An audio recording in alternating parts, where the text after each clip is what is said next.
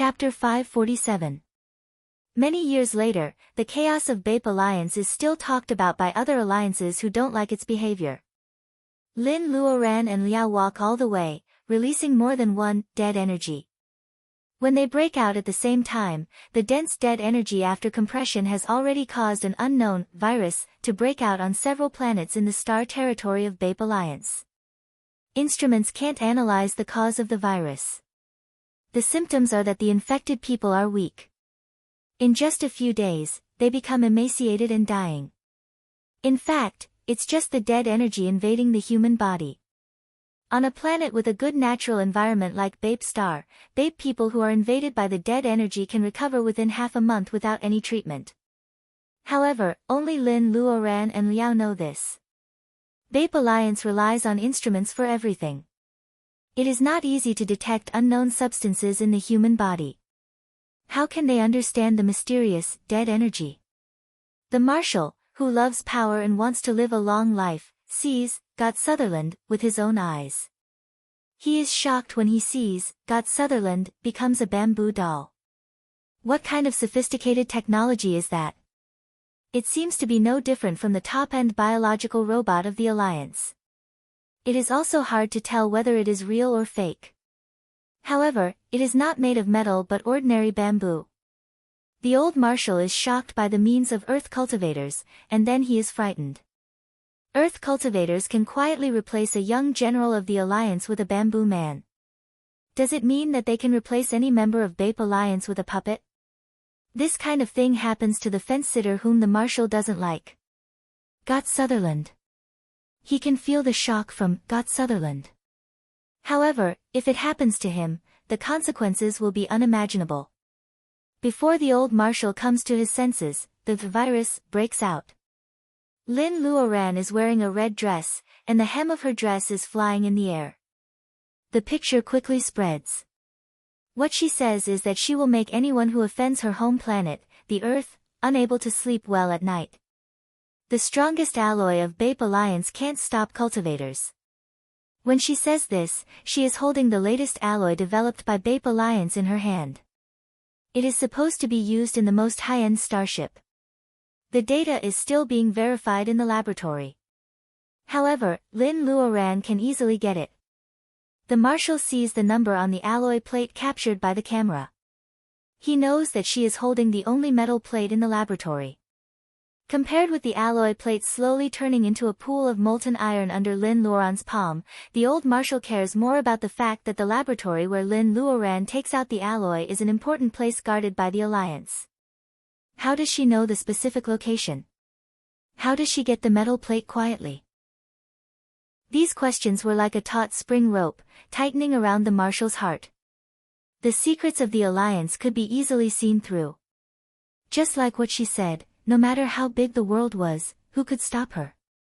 The Marshal didn't know that an organization like the Vampire Club had instigated a certain powerful figure to betray them and that it wasn't difficult for them to learn the location of a laboratory that seemed mysterious to outsiders.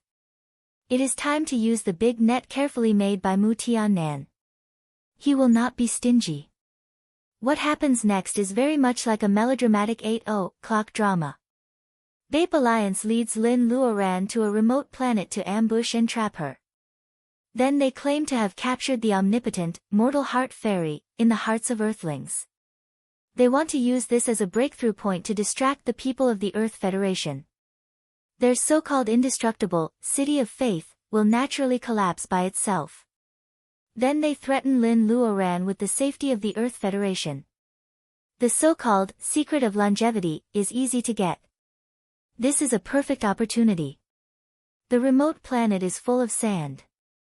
Whether it can trap her or not, as long as Bape Alliance keeps Lin Luoran on it, she certainly can't cross the star territory and return to the Earth in time without any help. When Lin Luoran gets out of trouble and returns, Bape Alliance has already controlled the Earth. Lin Luoran is afraid of them. She is unwilling to be controlled by them. Everything goes well. When the picture of Mortal Heart Fairy being captured is broadcasted on interstellar TV, the hearts of the Federation people are really shaken. That is the darkest day of the Seal of Dragon King. Under the attack of the people and Bape Alliance, it is on the verge of collapse.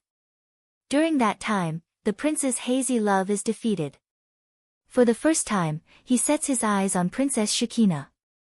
When Dongting is in danger, Shakina orders General Akuo to tie Judith up on the spaceship and take him away from the Earth Federation. Judith is extremely angry. He scolds Shakina as a cold-blooded aristocrat who disregards friendship. While scolding, the prince cries miserably. Judith, who has never suffered any setbacks, thought that Bape Alliance would have scruples because of him. However, he didn't expect that people are evil. In front of tempting interests, most people will lose their minds and choose to take risks out of desperation. Even his sister Queen Windsor is in the Earth Federation. Without absolute force, Bape Alliance will not be lenient when it is time to open fire. When he is tired of scolding, Shakina shows a sarcastic smile. Your Royal Highness, no one will accuse you of abandoning your friend to escape. You and I are husband and wife. I will stay for you and face the gunfire of Bape Alliance with your friends. Judith is completely stunned. General Akuo's eyes are full of undisguised admiration for the princess. When the cabin slowly closes, Judith shouts, Shakina, are you crazy? I won't like you even if you do this. Get on the ship and let me get off. The last expression Shakina leaves to Judith is very complicated. She thinks the prince is really childish and cute. Since it is a marriage, Queen Windsor gets what she wants, a generous sister-in-law, and Shakina's family gets the benefits they want. Who will care about whether there is love in her marriage with Judith? Even at the beginning of the marriage, there was a time when she was moved by Judith's simplicity and honesty. Judith has no interest in her, and Shakina's pride does not allow her to be a duplicitous woman. What she was doing now was not because of love, but because she was a qualified princess and she had to fulfill her duty. Shakina watches the spaceship go away. Han Weya suddenly stands behind her. If something happens to you on the earth, the fatty will definitely regret it. Shakina raises her eyebrows, don't you know that he likes you?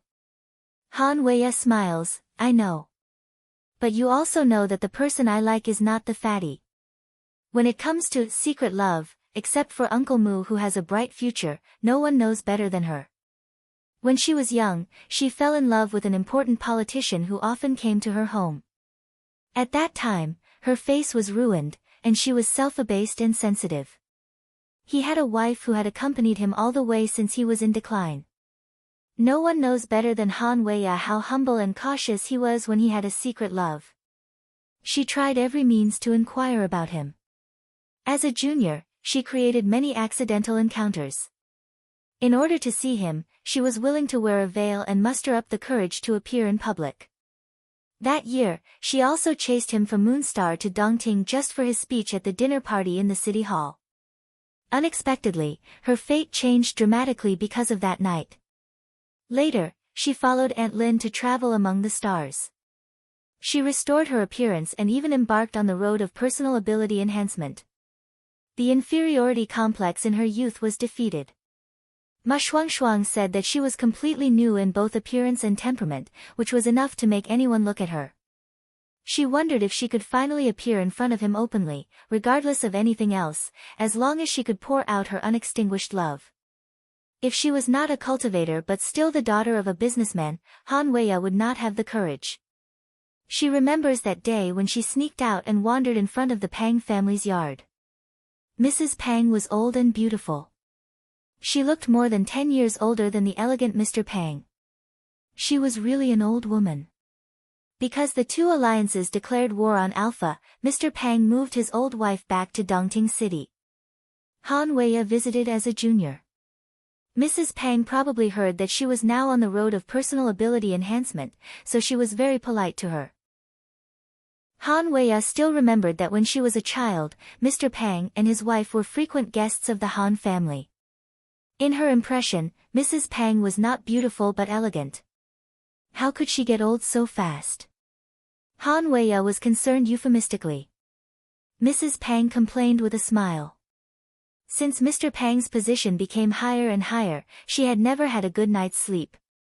It seemed to be an ordinary sentence, but Han Weya could tell that the couple supported each other. In the end, she almost ran away. She fell in love with the elegant and graceful Mr. Pang in public. However, she never thought that such a calm politician was accompanied by a woman who took care of his trifles impeccably. That was why he gradually had today's temperament. Mr. Pang's perfection came from Mrs. Pang's silent efforts. She fell in love with this perfect appearance and thought she could match it now. However, she was defeated by Mrs. Pang's words, "I have never had a good night's sleep." Mr. Pang's every appearance was impeccable, which made women like her fall in love with him. However, his wife who couldn't sleep at night was the hand of God that made Mr. Pang. Han Weiya was ashamed of her selfishness. Compared with the husband and wife who accompanied her all the way, Han Weiya's secret love actually tried to hurt Mrs. Pang openly. From then on, when she saw Mr. Pang again, her heart would beat abnormally and Mrs. Pang's old face would always appear in front of her. Han Weiya never thought about confessing again. Even 10 years later, when she saw Mr. Pang with gray hair on his temples, the feeling of her heart beating was still as strong as before. She just kept the right distance and called him Uncle Pang. Ma Shuangshuang said that one day they would all leave the earth with Aunt Lin and go to the fertile land of personal ability enhancement. Han Weiya thought that might be the best choice for her. Shukina waved her hand in front of her. "You said it was a crisis in Dongting.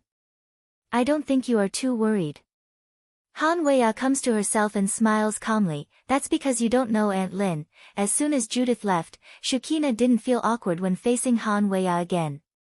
The princess pestered Han Weiya to tell her about Lin Luoran.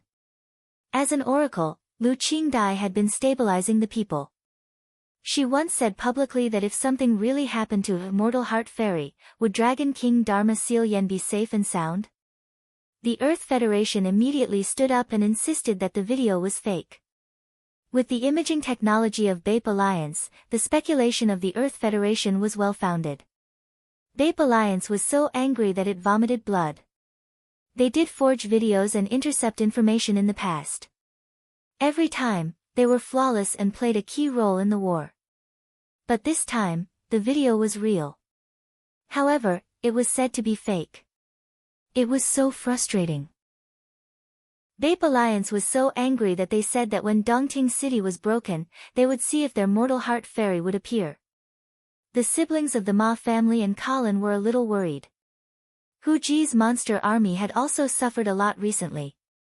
Only Mu Tiannan was still very calm. Of course, she will come back. Hu Ji was not very worried about Lin Luoran's safety. How could Lin Luoran be in danger with the old man Liao? He didn't want Lin Luoran to rebuild the earth because he hated the covenant made by the man Liao mentioned and Lin Luoran. However, if he didn't want the covenant to be realized because of his selfishness, what about Lin Luoran's efforts to protect the earth? Hu Ji was very confused. When Lin Luoran returned, the earth would really be defeated. Of course, the so-called covenant would be broken by itself. However, the young man felt that he couldn't face Lin Luoran's disappointed eyes at that time. The beautiful young man hesitated for a while. In the end, he decided to solve some annoying starships in person.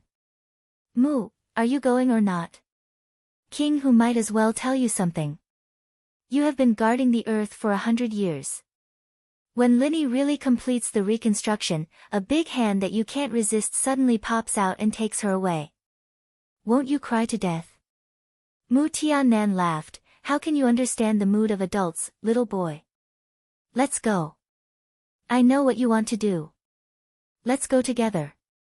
If you like a person, you will stubbornly keep her by your side. If you love a person, you will respect her choice."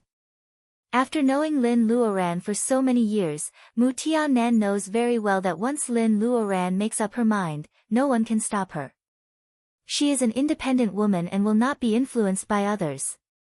He only does what he should do.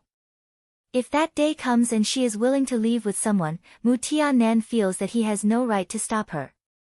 Baojia kicks the door open and sneers with a flying sword in her hand, "Little fox, you actually want to leave me?" Hu Ji's eyes are full of tears. Who can tell him why Qin Baojia, as a woman, can be so strong? Linny has a bad temper. She must have been influenced by Qin Baojia too much in the past. But come on, Sister Baojia, you haven't even reached the gathering vitality period. If something happens, how can I explain it to Linny? Baojia's narrow eyes are shining with belligerence. It's not her style to hide in the city and be beaten. When the three of them successfully board the starship of the Bape Alliance under the cover of the sacrifice of the Federal spaceship, the unscrupulous trio brings unforgettable pain to the Bape Alliance for 100 years. Hu Ji is from the nine-tailed fox family. He hates showing his three views the most. Mu Tiannan is a playboy in the School of Darkness. He has been suppressing his hostility for hundreds of years. When he is angry, he really wants to suck all the soldiers of the Bape Alliance. Well, he promises Lin Luoran that he will not suck blood anymore. He has to hold it back. As for Qin Baojia, she says silently in her heart, Commander Qin, look at me now. I'm not soft on killing people. Heaven's doom is just like Hu Ji's three views. In Qin Baojia's opinion, how much is it worth? When Lin Luoran returns to the Earth with Liao and the Nami Alliance army they meet on the way, she is greeted by a big scuffle. How chaotic is it? The starships of the Bape Alliance are crazy, attacking their own people. The Earth Federation takes advantage of the situation and quietly leads the battlefield to other open areas. It's okay to have internal strife, but don't keep fighting in the sky above the Earth. We really don't want to see the free fireworks anymore. Mortal Heart Fairy is back. A sharp-eyed person finds it first. In the hustle and bustle, the Bape Alliance feels that the Dragon King seal is once again indestructible. The commander of the Bape Alliance is mad. The old marshal vowed that he trapped Lin Luoran on a remote planet. Then who is the woman who appears at this moment? If he can question Liao, Liao will be happy to answer him. Puppets are really a necessity for home travel and digging pits to bury people. Of course, with Liao who can travel freely, the world will be under his control. What is Liao doing now? He is holding a superb defensive dome that he smuggled in and waiting for all the attacks that fall on him to be bounced back. Hey, I have passed the great heaven's doom. If I don't do this, how can I show the demeanor of a master?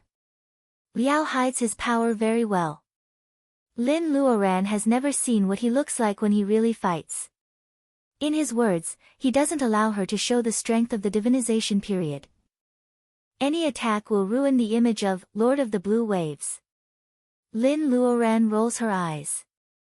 In her previous life, she and Liao must be old enemies. Otherwise, why does she always want to beat him when she sees his arrogant look? I'm back. This time, I'm with you. With the help of Xiaoji, Lin Luoran cuts into the live broadcast of Interstellar TV. She looks a little tired on the camera, but it can't hide the light in her eyes. She is very glad that, unlike more than 300 years ago, she has always been here this time. When the people are cheering, the Federation spaceship is even braver. We don't have the most advanced weapons. We don't have the enemy's endless forces. We are Earthlings who struggle to stand up from the colonial star and are straightening up their backs. Look, the monsters in the Huaxia legend come out and are fighting with humans. Look, the cultivators who can fly in the sky and the earth in the Huaxia legend come out and are fighting with mortals. Look, the city of faith transcends natural science and is indestructible under artillery fire. If gods and demons can jump out of the legend, why can't the Earth Federation defeat the Bape Alliance? The enemy is invading, and we are just trying to protect our home. We are the Earthlings who can't be defeated. Someone says the first sentence. The smooth words are so neat as if someone has deliberately filled in the words in advance. Someone takes the lead to say a sentence, and the next sentence follows like a tide. The high-pitched and gorgeous war song makes the soldiers and civilians who are involved in the war feel the heat flowing in their blood. Windsor is very envious. It turns out that the Earth Federation will win this battle even without our support. The Bape Alliance is now in a mess because of Lin Luoran. As long as the Earth Federation wins with fewer people and the weak wins, all the belligerent voices in the Bape Alliance will have to shut up. Lin Luoran says sincerely, Windsor, you know what I like is your sincerity to come here in person. She used to only hope that the Nami royal family could support her from afar when she fell out with the Alpha Alliance one day. However, Judith comes first, and then Windsor personally leads a number of battleships across the galaxy. It is beyond Lynn Luoran's expectation, but it makes her feel warm in her heart. Windsor laughs. We are friends, aren't we, Lynn? Lynn Luoran nods. During her stay in Nami, she not only found her old friend Baojia but also met the Windsor siblings. It is also her fate. They are friends. Interests have been the bond of alliances since ancient times. However, only true friendship can make people abandon interests and choose to follow their hearts. In the gunfire, she suddenly hears the host cheering in the live broadcast of Interstellar TV. We won. Did we win? Lynn Luoran is in a trance. She looks into the distance and finds the only battleship of the Bape Alliance that has not been defeated is indeed signaling in the Interstellar Standard Language. The Bape Alliance admits defeat. Lynn Luoran feels that Buddhist music is playing in her ears. After hundreds of years of bumpy journey, she finally gets the peace at this moment. This feeling is very similar to hundreds of years ago. In order to purify the hostility in the blood pool, she knocked on the door of the secluded Buddhism sect. The little Buddhist monk in a monk's robe stands under the magnolia flower. The fragrance of the tree fills the tranquility of the Buddha. With the same state of mind, she suddenly understands why the breath of the little Buddhist monk Shi Xiu can be so infectious. Chapter 548. Fresh cherries are only 18 crystal coins per kilo. The price is so cheap. Don't be picky, little girl. On the busy street, a young woman with a ponytail buys 2 kilos of cherries under the persuasion of a peddler. She walks to Dongting Lake, gets on a boat and heads for a large painted pleasure boat in the middle of the lake. Today is the Day of Divine Emergence set by the Federation. It is also the day when the ban on Dongting Lake is lifted once a year. The lake is very lively. The antique painted pleasure boat is rowing slowly. Many believers who go to Mount June to offer incense love this ancient water transportation. The breeze blows the bangs on the young woman's forehead, revealing her beautiful face. She jumps on a painted pleasure boat quickly. The 2-story painted pleasure boat is very lively. The cherries brought by the young woman are soon sold out. She grabs a few quickly. You should leave some for Aunt Lin. Yang Lisha, who is feeding fish on the railing of the painted pleasure boat, is very happy. She is not short of fruits. Yang Lisha is in a good mood with Voidy by her side. She is in a good mood. With her apple-shaped face, she looks more youthful. Other people agree with her. Lynn Luoran's portable space produces all kinds of fruits and vegetables all year round. They are all delicious. All foodies are jealous of them. Han Weiya doesn't agree with the female monster. The point is not the fruit, but the intention. Hey, where are Aunt Lin and Hu Ji? Liao says sourly, when a girl grows up, she can't be kept at home. She went to Jinling with the smelly fox. Han Weiya understands. Since the Earth environment stabilized, Uncle Mu went to Jinling. It is said that he is looking for the chaos spirit pool to solve the problem of his half-monster and half-demon physique. 10 years have passed, but there is still no news. If Aunt Lin doesn't check every year to make sure that his breath has not disappeared in Jinling, everyone will be very worried. It is the turn of spring and summer in the 405th year of the new calendar. It is the season when cherries are just on the market. It has been almost 90 years since Bape Alliance declared defeat to the Earth Federation. And it is less than a year before the secret land of Bermuda opens. Han Weiya still looks like a young girl, but in fact, she has sent away the 2 most loved people in her life. Han Kueisheng died of old age. He had lived for a full 120 years. The Han family had expanded several times because of him. Because his only daughter had a wider sky, he had spent 10 years to choose a good-looking heir from the side branch of the Han family. Pang Xianzhong and his wife were deeply in love. Mrs. Pang died at the age of 81, 5 years after Pang Xianzhong stepped down as Sequence 1. After taking care of his wife's funeral, Peng Xianzhong closed his door and refused to see any visitors. In the autumn of the following year, he followed his wife and left. Mr. Pang, who pushed the post-war Earth Federation to a high-speed development track and was admired by the people, did not leave any children. In order to let him enjoy the sacrifice, the Federation buried the couple together in the cemetery by Dongting Lake according to Peng Xianzhong's last wish. Han Weiya once went to burn incense in the dead of night. She was glad that she didn't do anything back then. The couple, who had known each other for a long time, went through trials and tribulations together and resisted the temptation when they were in power. Finally, they walked hand in hand to the end in the envy of everyone. Rong Shihe, who refused Lin Luoran's proposal, had an accident on an uninhabited planet when he was expanding the territory for Shuangmu. In the same year, his little grandson was born. 8 years later, he was found to have the Taoist root. The descendants of Rong Donglin, who had been involved with the Lin family for hundreds of years, finally set foot on the road of personal ability enhancement. After the victory of the war, Judith and Shekinah stayed in Dongting City. Fortunately, after 5 years of hard work, the prince and the princess finally became a real husband and wife. In the 7th year, their first son was born. Queen Windsor, who was far away in Nami, was overjoyed. She made a great wish to raise her useless brother's son into a qualified royal heir. She also sent the royal fleet to pick up the family of 3 who had not returned home for a long time. The interstellar journey was long. When he left, the prince knew that he would never see his Earth friends again in this life. After becoming a father, the fat prince, who had lost a lot of weight, burst into tears. Shekinah hugged her son to comfort him. It was because Lin Luoran and others had a long life that ordinary people like her and Judith would still live in the memory of a group of people after hundreds of years. In the memory, she and he would not grow old. It was the best and most brilliant years of their lives. When Judith left, he looked at Han Weiya with some nostalgia. Princess Shekinah was very jealous, but she didn't get angry. I used to, Shekinah made a shushing gesture, I know it all. She knew that the prince was still young. She also knew that he was shocked by her action of staying on the earth, so he began to look at her seriously. She also knew that when he decided to formally pursue her, he stared at Han Weiya's window in a daze for half the night.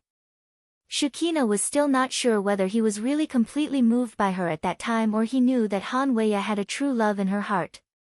Because of the difference between immortals and mortals, he took the initiative to let his love go. But it didn't matter. Han Weiya was the first time that he was moved by her. She satisfied all his fantasies about the lover of his dream. And Shekinah. Bo Lan was the present and the future of the prince. After her death, she would be buried with Judith and given the long surname of the Nami royal family. She would stay with him in the picturesque Nami royal cemetery, quietly watching the passage of time and the changes of the world. His 1-year-old son burst into tears. Judith was in a hurry, diluting the sadness of separation. The defeat of Bape Alliance made the Earth Federation officially appear in the Galaxy Alliance. There were also some forces that wanted to harm the Earth Federation. However, after they had this idea, one after another supernatural events happened in the Star Territory. In addition, the Nami Alliance was far away, so they had to give up their idea. There was an invisible net, as sensitive as spider silk, everywhere, which could capture all their evil thoughts. Mu Tiannan's bloodline club was expanding wildly. He could immediately notice any trouble. Many supernatural events that frightened the evil forces were completed by him and Hu Ji together. His stubbornness and seriousness not only impressed Liao, but also Hu Ji gradually stopped being hostile to him. No matter how unreliable Mu Tiannan's background was and how uncertain his future of personal ability enhancement was, Hu Ji had to admit that when a person was stubborn to another person to a certain extent, it was really touching. Putting himself in Mu Tiannan's shoes, Hu Ji felt that he couldn't do this to Linny at least. Liao might be able to do it, but Liao's starting point was not the love that only had a short shelf life in human beings' words. Mu Tiannan once thought that when he faced Black Tortoise again, under its deep eyes that could see through everything, he could at least tell her frankly that, guarding her for 100 years without worries, was not a random promise or a joke. It was the hard work of everyone that allowed the Earth Federation to survive the most fragile decade after the war. As the victors of the war, they had time to catch their breath and arm themselves to the teeth bit by bit. They had the power to protect themselves and were gradually becoming stronger and more prosperous. Someone took up the heavy burden. Lin Luoran spent all her time on the reconstruction of the Earth except for personal ability enhancement. In the 405th year of the new calendar, Earthlings had driven mutant monsters to the no man's land, forming a clear boundary with the human world. Where there were human footprints, the scorched earth was covered with green little by little, and the water source was slowly purified. In the areas near human cities, ordinary people were no longer afraid of mutant monsters' attacks, and they didn't need to wear air purification devices. The smoke and dust covering the earth still existed. However, people living on the earth could already see the starry sky that was once recorded in the written records on a night with excellent weather. They had gone to the stars, but the night sky observed on the mother planet was still shocking even though it was not perfect. Above the earth, because Earthlings did not give up repeatedly trying to restore green plants, the dead energy was partly eliminated, and the thin ozone layer had been restored. Lin Luoran was delighted by this slow change. In the 400th year of the new era, Lu Qingdai officially handed the position of oracle to the younger generation of the Lu family's faithful daughter. At that time, Lu Qingdai had silver hair, but her face was ruddy and wrinkle-free. It was a young face that was blessed by time. She knew that it was the power of faith. Lin Luoran had seen the young faithful daughter. She was full of vitality and was an enviable youth. In the 395 year of the new calendar, the secret land of Bermuda was about to open. Lin Luoran pulled Mu Tiannan out of the trifles and drove him to Jinling.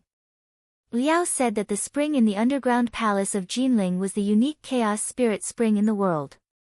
If Mu Tiannan missed it, it would be difficult for him to find another opportunity to solve the problem with his physique. Lin Luoran asked curiously, "What is chaos spirit spring?" At the beginning of chaos, there was no distinction between good and evil.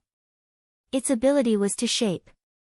If you choose to be a devil, it will give you endless magic power. If you choose to be good, it will purify the evil thoughts in your heart. Whether it is a devil or a chi trainer, those with strong will can always be enlightened in the spring and find the way they want to go. Liao added mysteriously, there is no such spirit spring in the spiritual world or the immortal world. It is a blessing left by Tao of nature in the mortal world. Lin Luoran thought of Xian Yuanping and herself. Xian Yuanping was paranoid, so she became a devil when the pool water was polluted. She didn't want to give up the persistence in her heart. When she was desperate, she ate her flesh and bones in the blood pool and laid foundation. Liao said that when she and Xian Yuanping entered the spirit spring, the spring water was polluted by hostility. It was easy for them to enlighten, but they didn't achieve much when they came out. However, after being purified by Buddhism and cultivating for so many years, Mu Tiannan entered the spirit spring again as a half-demon. Even Liao couldn't guess whether Mu Tiannan could come out smoothly. If Mu Tiannan didn't realize it himself, he would sleep in the pool for the rest of his life. His mind would be confused, and he would become a tragic existence that couldn't die or live. However, if he could get rid of everything, the half-demon who was not accepted by the world might have his own unique Tao. Could Mu Tiannan come out? No one could guarantee it. Lin Luoran went to see him every year, but she was disappointed in the first 9 years. In the past 100 years, her personal ability has gradually deepened. Although she deliberately slowed down her personal ability, she still reached the divinization period from the middle period of gathering vitality. Unexpectedly, Lin Luoran was worried that she would directly ascend to the spiritual world and miss the Lin family. However, the divinization doom she imagined didn't come for a long time. Without divinization doom, she only had personal ability, but she was not a real divinization cultivator.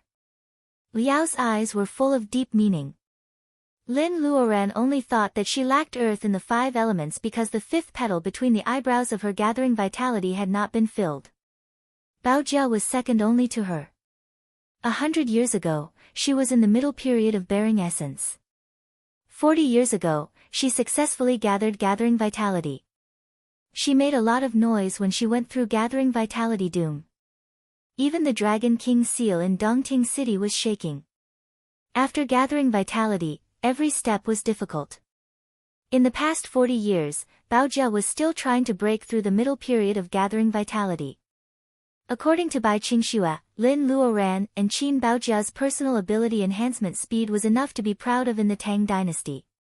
The former, White Fairy, gave up personal ability enhancement and started her personal ability enhancement anew. Without any hindrance of her state of mind, she had cultivated from the middle period of training qi to the late period of bearing essence in more than 100 years.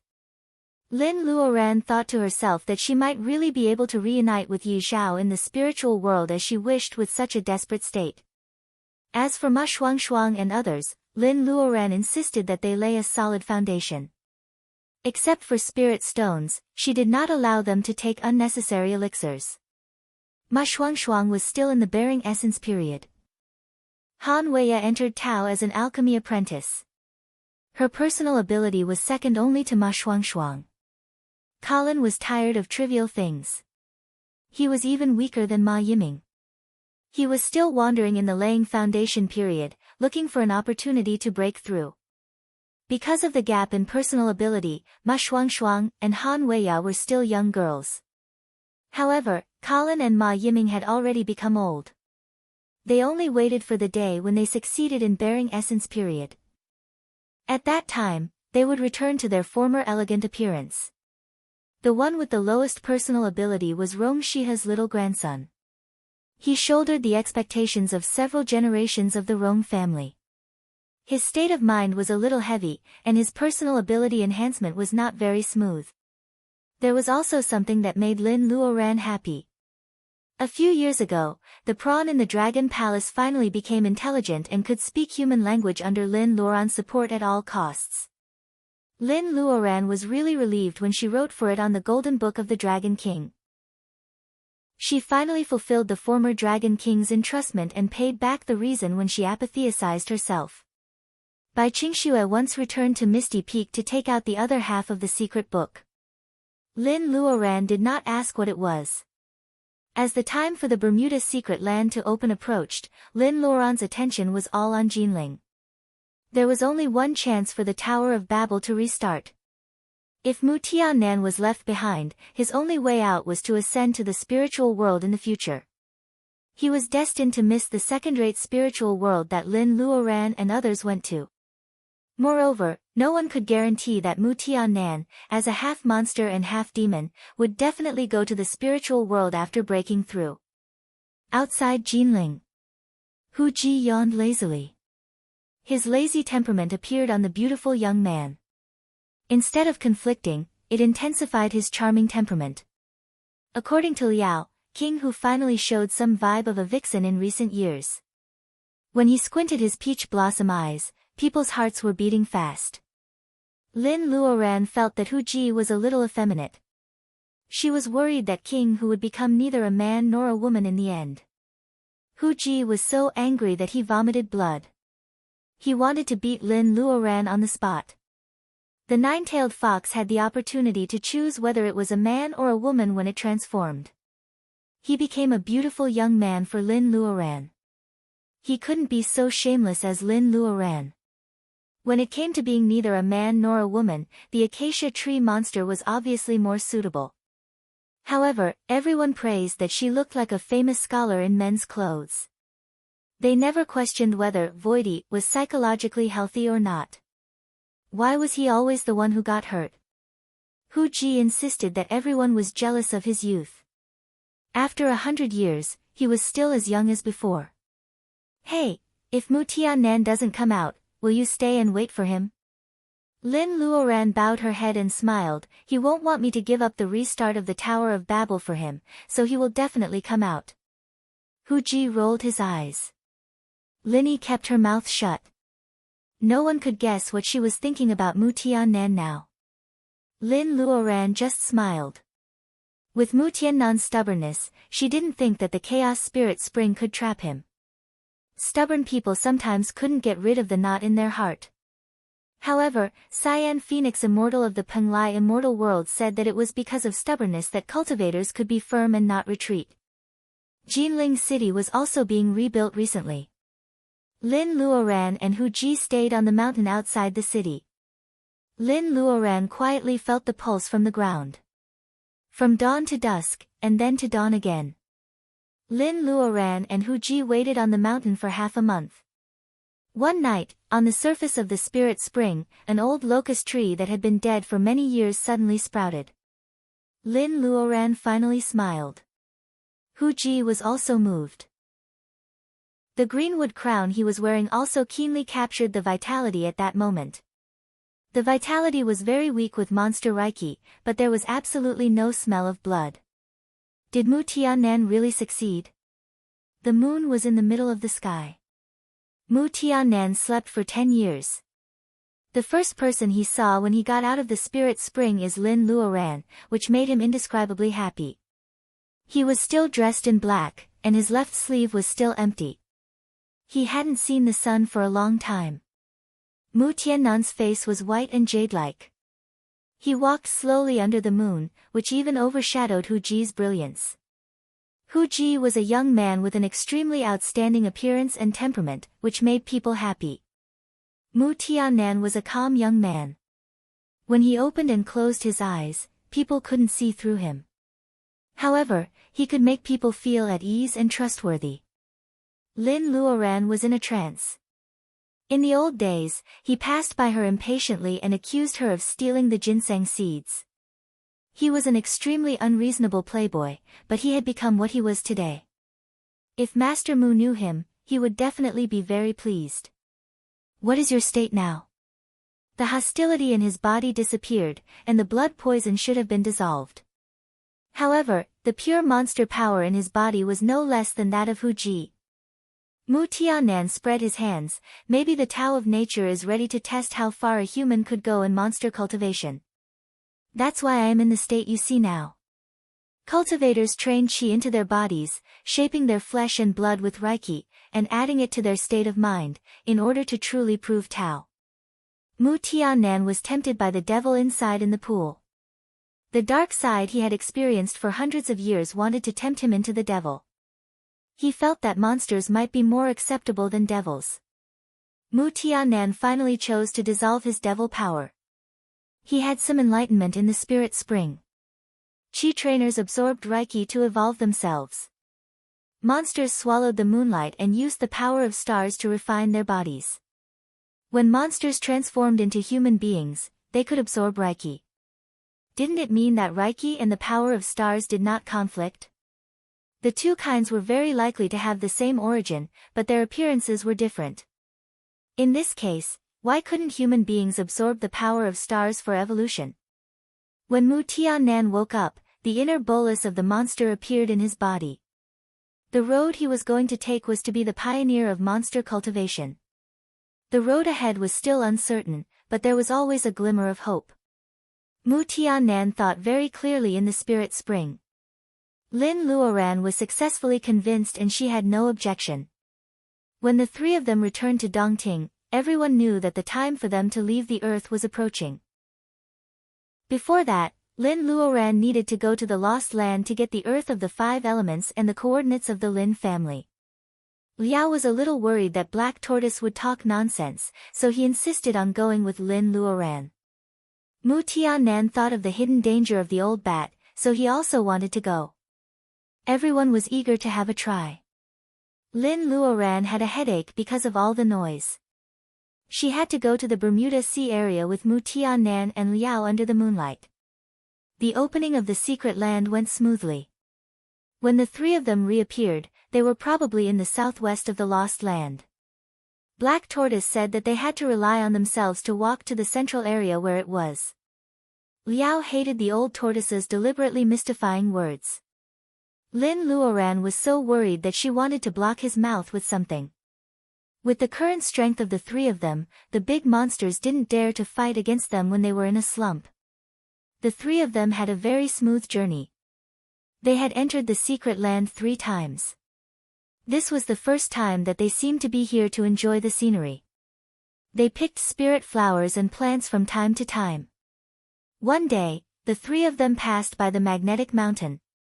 The battle between the old bat and the second primordial spirit had lasted for 100 years.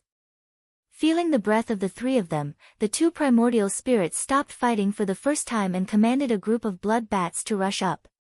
Lin Luoran couldn't figure out why the old bat hated her so much and wanted to kill her. Liao sneered and briefly talked about the grudge between the old bat and the man in robe. He made the blood bats unable to develop their intelligence again and cut off their way of personal ability enhancement. He also suppressed the old bat under the magnetic mountain and made it in a state of neither life nor death. It was so torturous. No wonder the bat monster became psychopathic and bit anyone it saw. Not to mention that you inherited the sacred pearl. The old bat naturally regarded you as a thorn in its flesh. Lin Luoran was not the only thorn in the old bat's flesh. It also hated Mu Tiannan very much. This despicable human sacrificed his life to survive, which made its hundreds of years of painstaking efforts to cultivate a stove go to waste. It hated him no less than Lin Luoran. When Liao spoke, the black shadow venerable was awakened by the familiar voice. It exclaimed repeatedly, "It's you. It's you. I understand. Ha, it turns out to be so. I should have killed her as soon as we met." The monstrous hatred in its mouth made Lin Luoran shiver. "Uncle Liao, is it your old acquaintance? You know so much about the old things of the primitive world." Liao picked his ears and said with certainty, "It mistook me for someone else."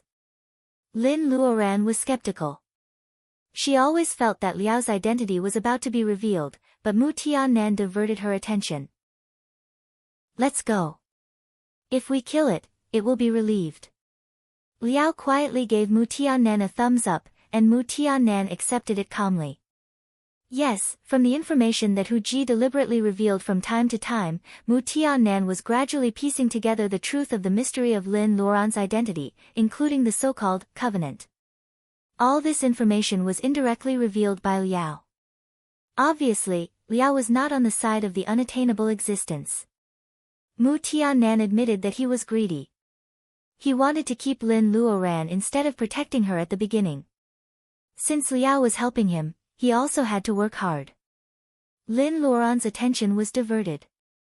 Ignoring the crazy curse of the old bat, Lin Luoran and the other 2 arrived at the center of the lost land as scheduled. Black Tortoise opened its eyes lazily. Seeing the warning in Liao's eyes, it felt helpless. Why were some people always so stubborn? Although it had received a great favor from that person, the one it was most grateful to was always that silly girl. It had no conflict with Liao's position. It just hoped that silly girl could have a chance to choose her own life. "You finally came." Black Tortoise nodded to Lin Luoran. Lin Luoran felt that the scene in front of her was strangely familiar. Before she could think about it, Black Tortoise asked her again. Chapter 549. Is she willing to give up the convenient space that she has used for hundreds of years? After listening to Black Tortoise's words, Lin Luoran lowers her head and rubs the sacred pearl on her wrist. When she fell into the lowest point of her life, her studies were abandoned, her feelings were betrayed, her parents were unable to support her, and her rivals in love wanted to cut off her way of life, it was the sacred pearl space that opened another window for her life. She still remembers the 2 barren fields overgrown with grass when she first got the space. It was she who sorted out the grass bit by bit. She planted Polygonum multiflorum, ginseng, cabbage, peppers, herbs, vegetables, and fruit trees. She made the space a portable paradise. Every time her personal ability breaks through, the space grows with her. In the beginning, it was only 2 barren fields. When she broke through the late gathering vitality period, it had become a small world with high mountains, flowing water, beautiful grass, lush trees, fish jumping, and birds singing outside the tens of acres of medicine field. Is she willing to give it up? Of course she is. The sacred pearl space has indirectly witnessed how she walks step by step for hundreds of years. From a female cultivator who didn't even know how to breathe in the city, she grasped her own immortal fate and became a great cultivator who was no longer trapped in this world. Liao sighs. Lin Luoran is a sentimental person. She may be reluctant to give up even a blade of grass and a tree of the blessed place she cultivated by herself. What's more, there are 4 monsters living in it.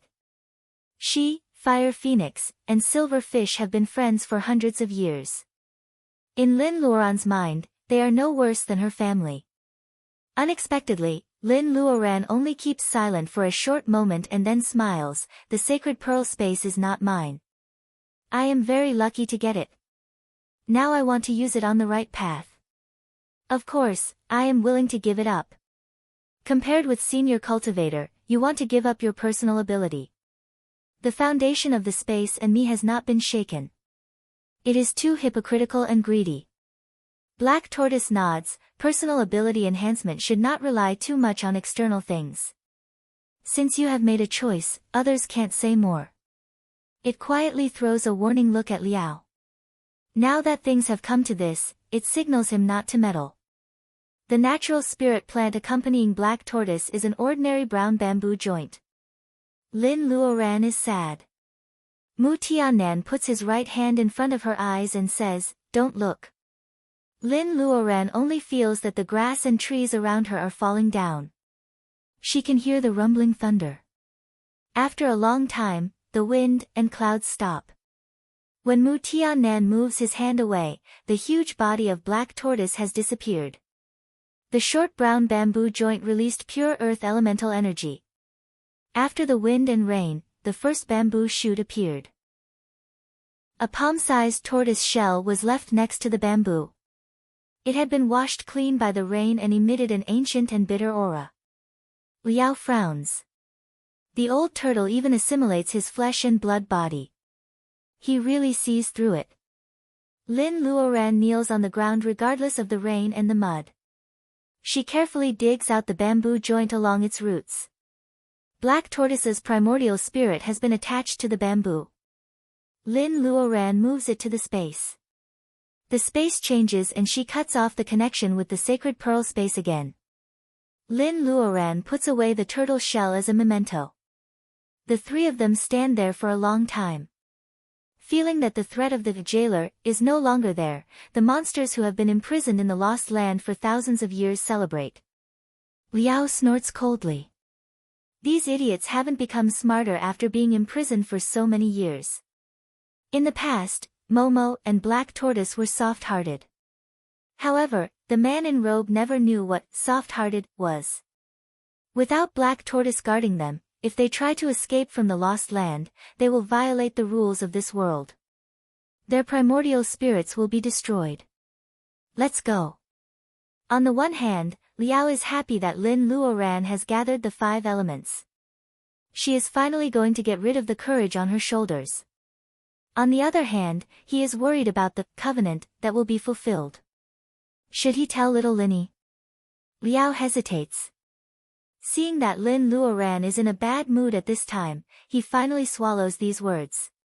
He hopes that she can really choose her own life. If he adds fuel to the fire, won't he go against his original intention? Then let nature take its course. With a flash of white light, Lin Luoran and the other 2 disappear.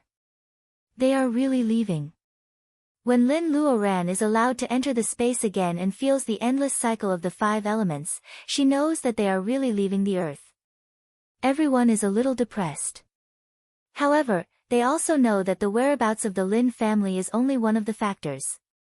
The earth has been exhausted.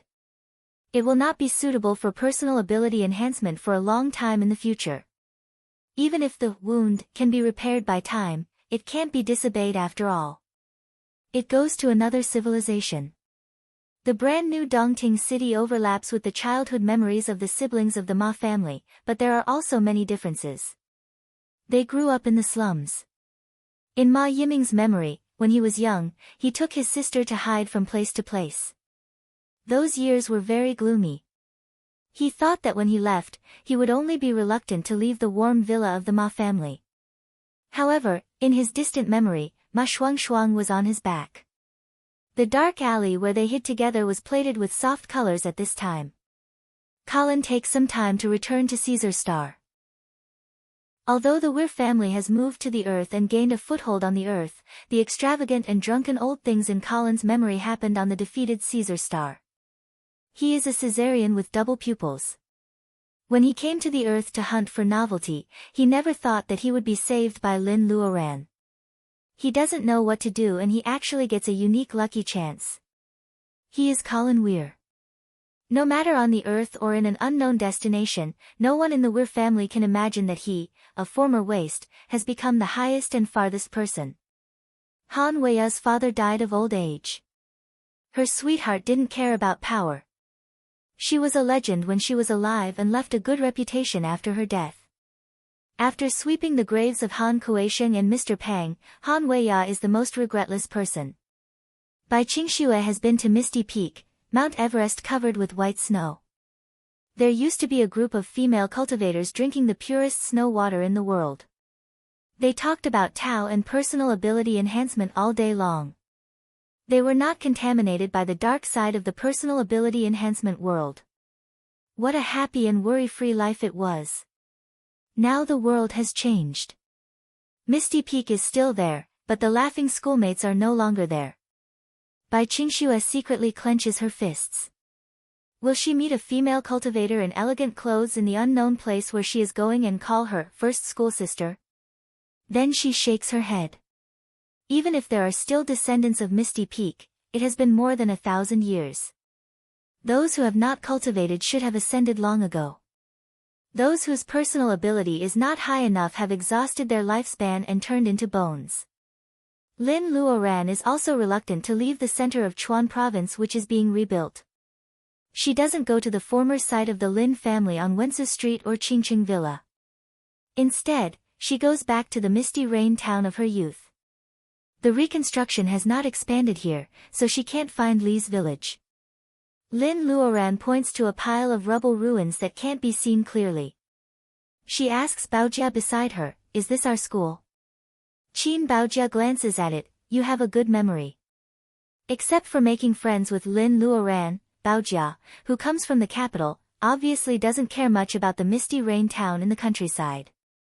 Lin Luoran points in another direction. There used to be an alley. "Baojia, you were so handsome when you appeared on a man's motorcycle." Baojia raises her eyes. "If I didn't stop the motorcycle, how could I meet you?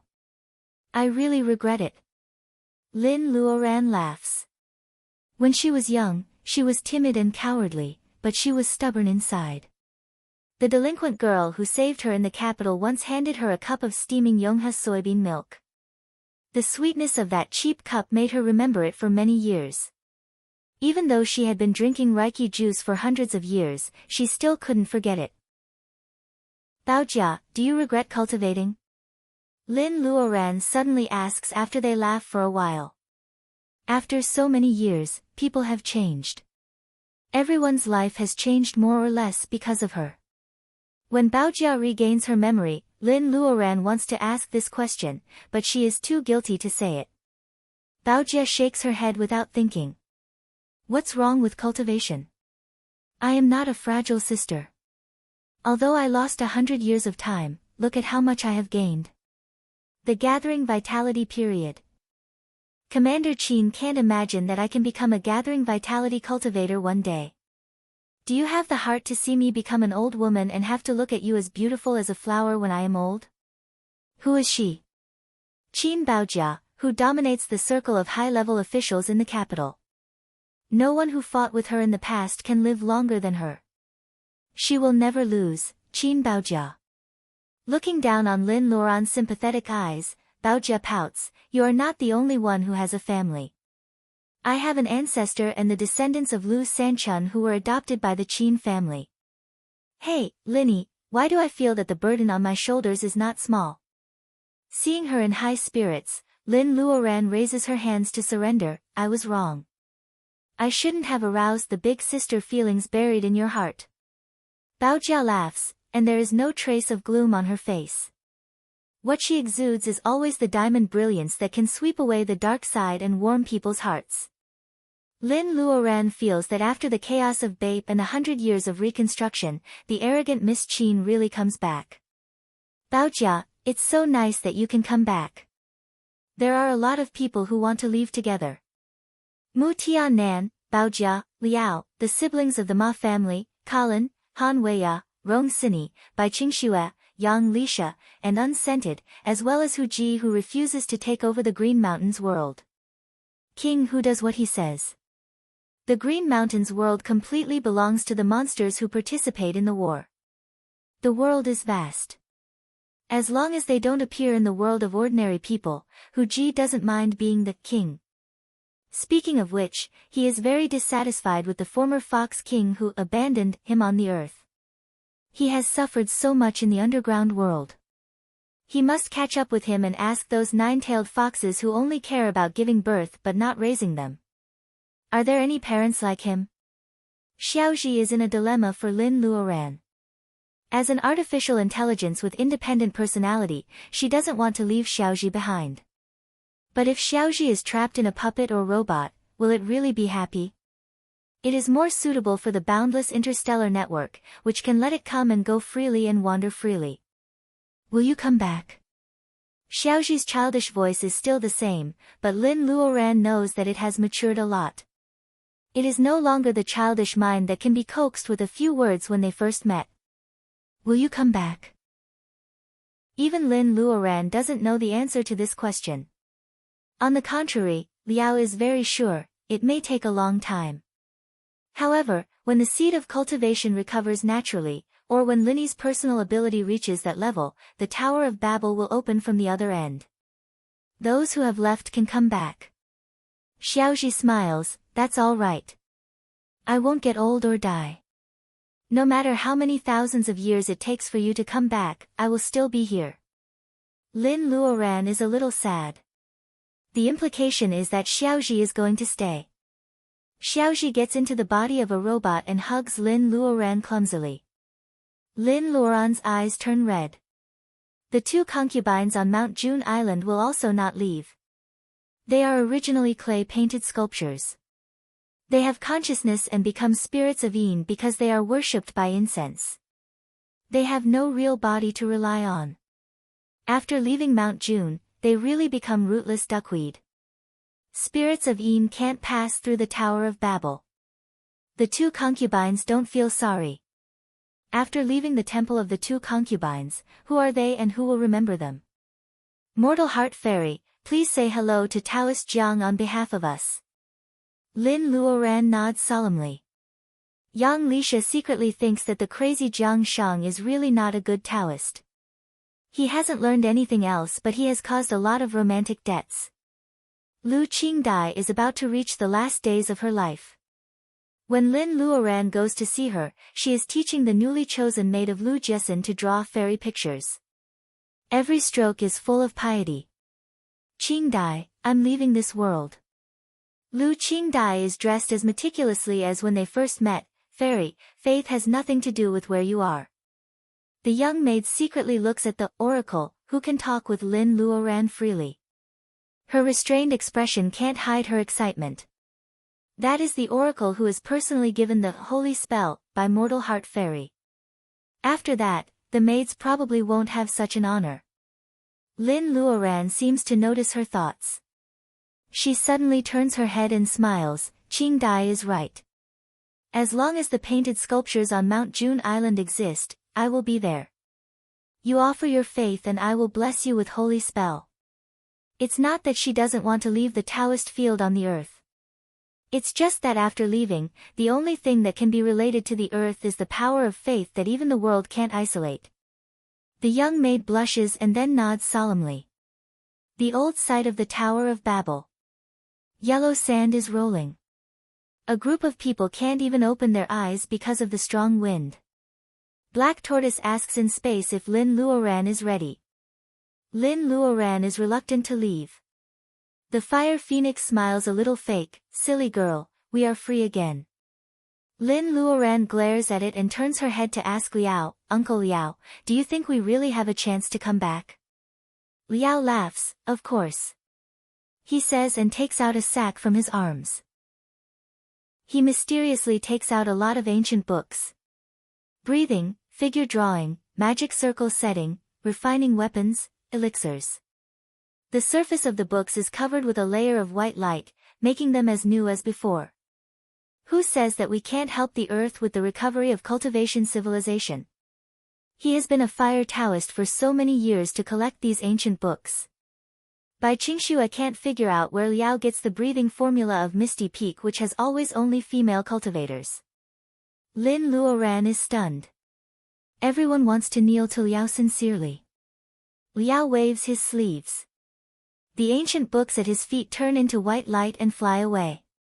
They scatter all over the earth. Most of them are thrown to the bottom of Dongting Lake and handed over to the new General Shrimp. In Liao's evil laughter, Fire Phoenix also remembers the good things it once blackmailed. Lin Luoran found the black lotus seed in the corner of the Dragon Palace. Don't underestimate it. It's a lotus seed that grows in the Chaos Spirit Spring. Many ancient books of someone can't even compare to this black lotus seed. Maybe the chance of the recovery of cultivation civilization on the earth lies in this lotus seed that can help people understand Tao. Fire Phoenix doesn't say anything. Lin Luoran once practiced in the Dragon Palace. Her nameless breathing technique was skillful but edgeless, but it was all overheard by the black lotus seed. Who can predict what will happen in the future? Lin Luoran takes the lotus seed and throws it in the direction of Dongting Lake. The lotus seed falls into the water and sinks quietly on the lake bed, waiting for someone who meets it to take root, sprout, and bloom again. Do you have any regrets? Lin Luoran looks at everyone. Whether they are men or women, cultivators or monsters, their eyes are full of determination. Let's get started. Let's get started. Lin Luoran has already transferred some important items to the universe ring given by Liao. All the medicinal materials in the spirit field have been harvested. She feels a little pity that the Tao book on the second floor of the cabin is firmly stuck on the desk and she can't take it away.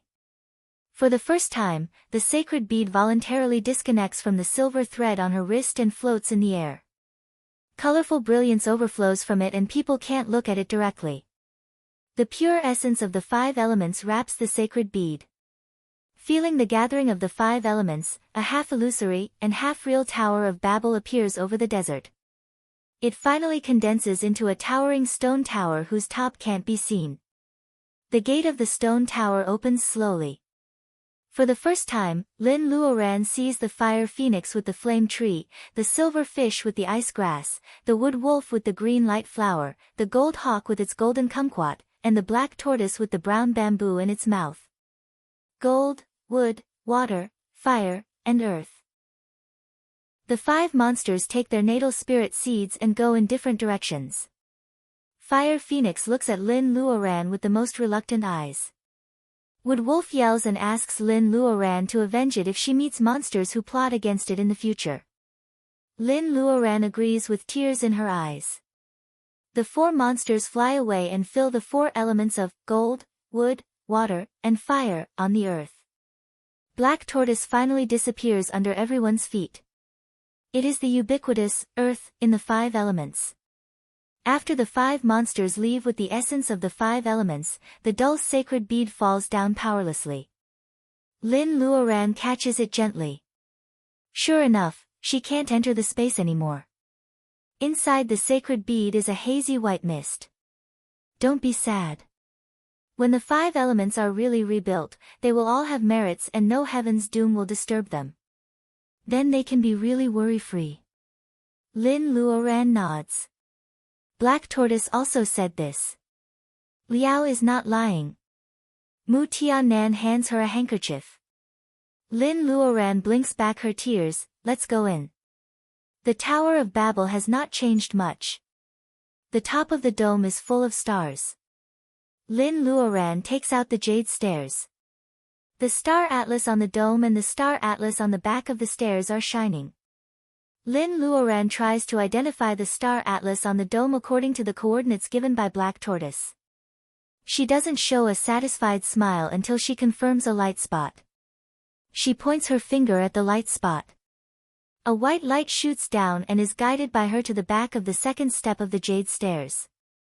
The white light goes in and tries to search in the star atlas behind the second step. The stars on the dome emit a hazy light. The stairs flash and fly out of Lin Luoran's palm. They begin to enlarge infinitely. The dome of the Tower of Babel opens on both sides. The jade stairs go into the depths of the stars.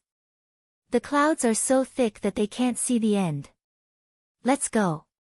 Don't stop. Liao leads everyone up gradually. The end of the star-surrounded stairs is the destination they are going to reach. Hu Ji touches his nose. The fake saintess wanted to take him away in those days. He still has to walk on the jade stairs after so many twists and turns. Mu Tianan waits at the end and steps up the stairs with Lin Luoran. The cold jade stairs are under their feet. In the old days, he really never thought that one day he could set foot on this road to heaven with her. Lin Luoran doesn't know what is at the end of the stairs, nor does Mu Tianan. He is just very glad that he can accompany her to this step. The hazy starlight engulfs Lin Luoran, who is walking at the end. Devout believers have a feeling that the mortal heart fairy they trust has gone to a world more suitable for cultivators. If you can hear me, please listen to me say, thank you. Thank you for your lovely stubbornness. You didn't give up this blue star. Chapter 550. What is at the end of the light and shadow, the other side of the starry sky? Well, it is a beautiful star that softens the changes of time and makes time stay in the old days. The oncoming wind carried the fragrance of pasture. There was no sign of human habitation in the endless grassland. Lin Luoran and others look at each other. They hold the shrunken jade stairs and don't know where they are for a while. Let's go back to an earlier time. Lin Luoran releases the 5 elements to fill the inner part of the earth. When Black Tortoise disappears on the surface of the earth, the 5 elements are endless and intertwined. The originally exhausted star is injected with vitality, and the turbulence caused is not trivial. Gods and Buddhas who left tens of thousands of years ago probably never thought that someone could really make up for Tao and save a star that is doomed to be annihilated in the catastrophe. Thinking of the Taoist field abandoned by them, the merits and the crisis coexist. Some gods and Buddhas have delusions, but they find that the star that has been changed by nature has disappeared. They can't contact it anymore. There is only one Taoist field left on such a big star. The merits have nothing to do with them anymore. The one worshipped by the believers turns out to be a nobody who wants to apotheosize himself. Gods and Buddhas also have resentment. When the little god breaks the world and comes, they must teach her a lesson. They still don't know that the little god is still struggling in the divinization period.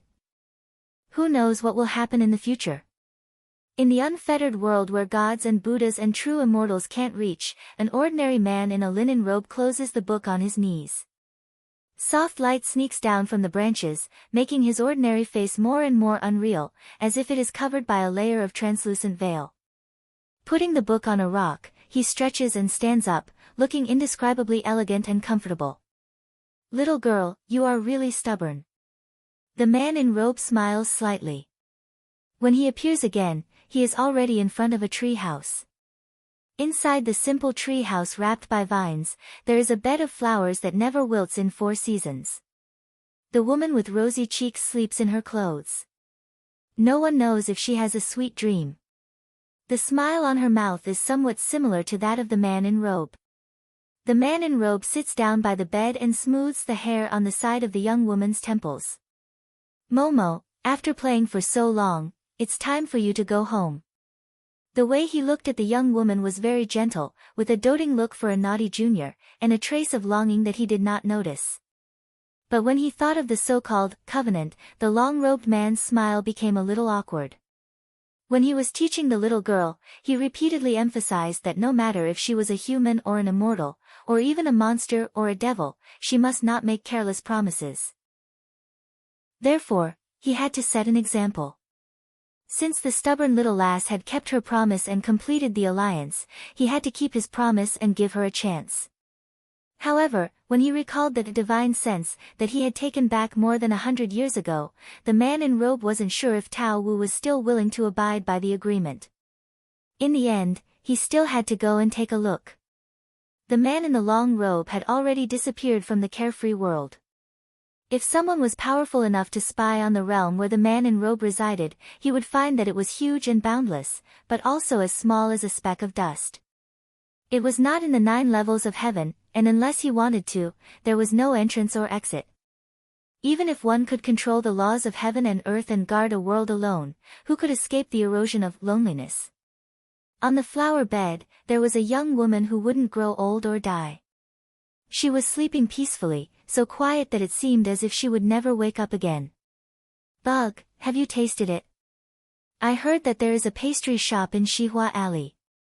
The smell of the pastry is so fragrant that it can kill people. The scorching sun was high in the sky, and it was a hot summer. Even beggars were reluctant to move. They gathered in 2s and 3s and gossiped. When the lice on their bodies couldn't stand the heat and crawled out, they stretched out 2 flexible fingers and pressed them to the ground. The middle-aged beggar called Bug sneered, "In a few days, I'm afraid that Lord Shin will break into the capital. You still have the mood to covet a pastry shop?"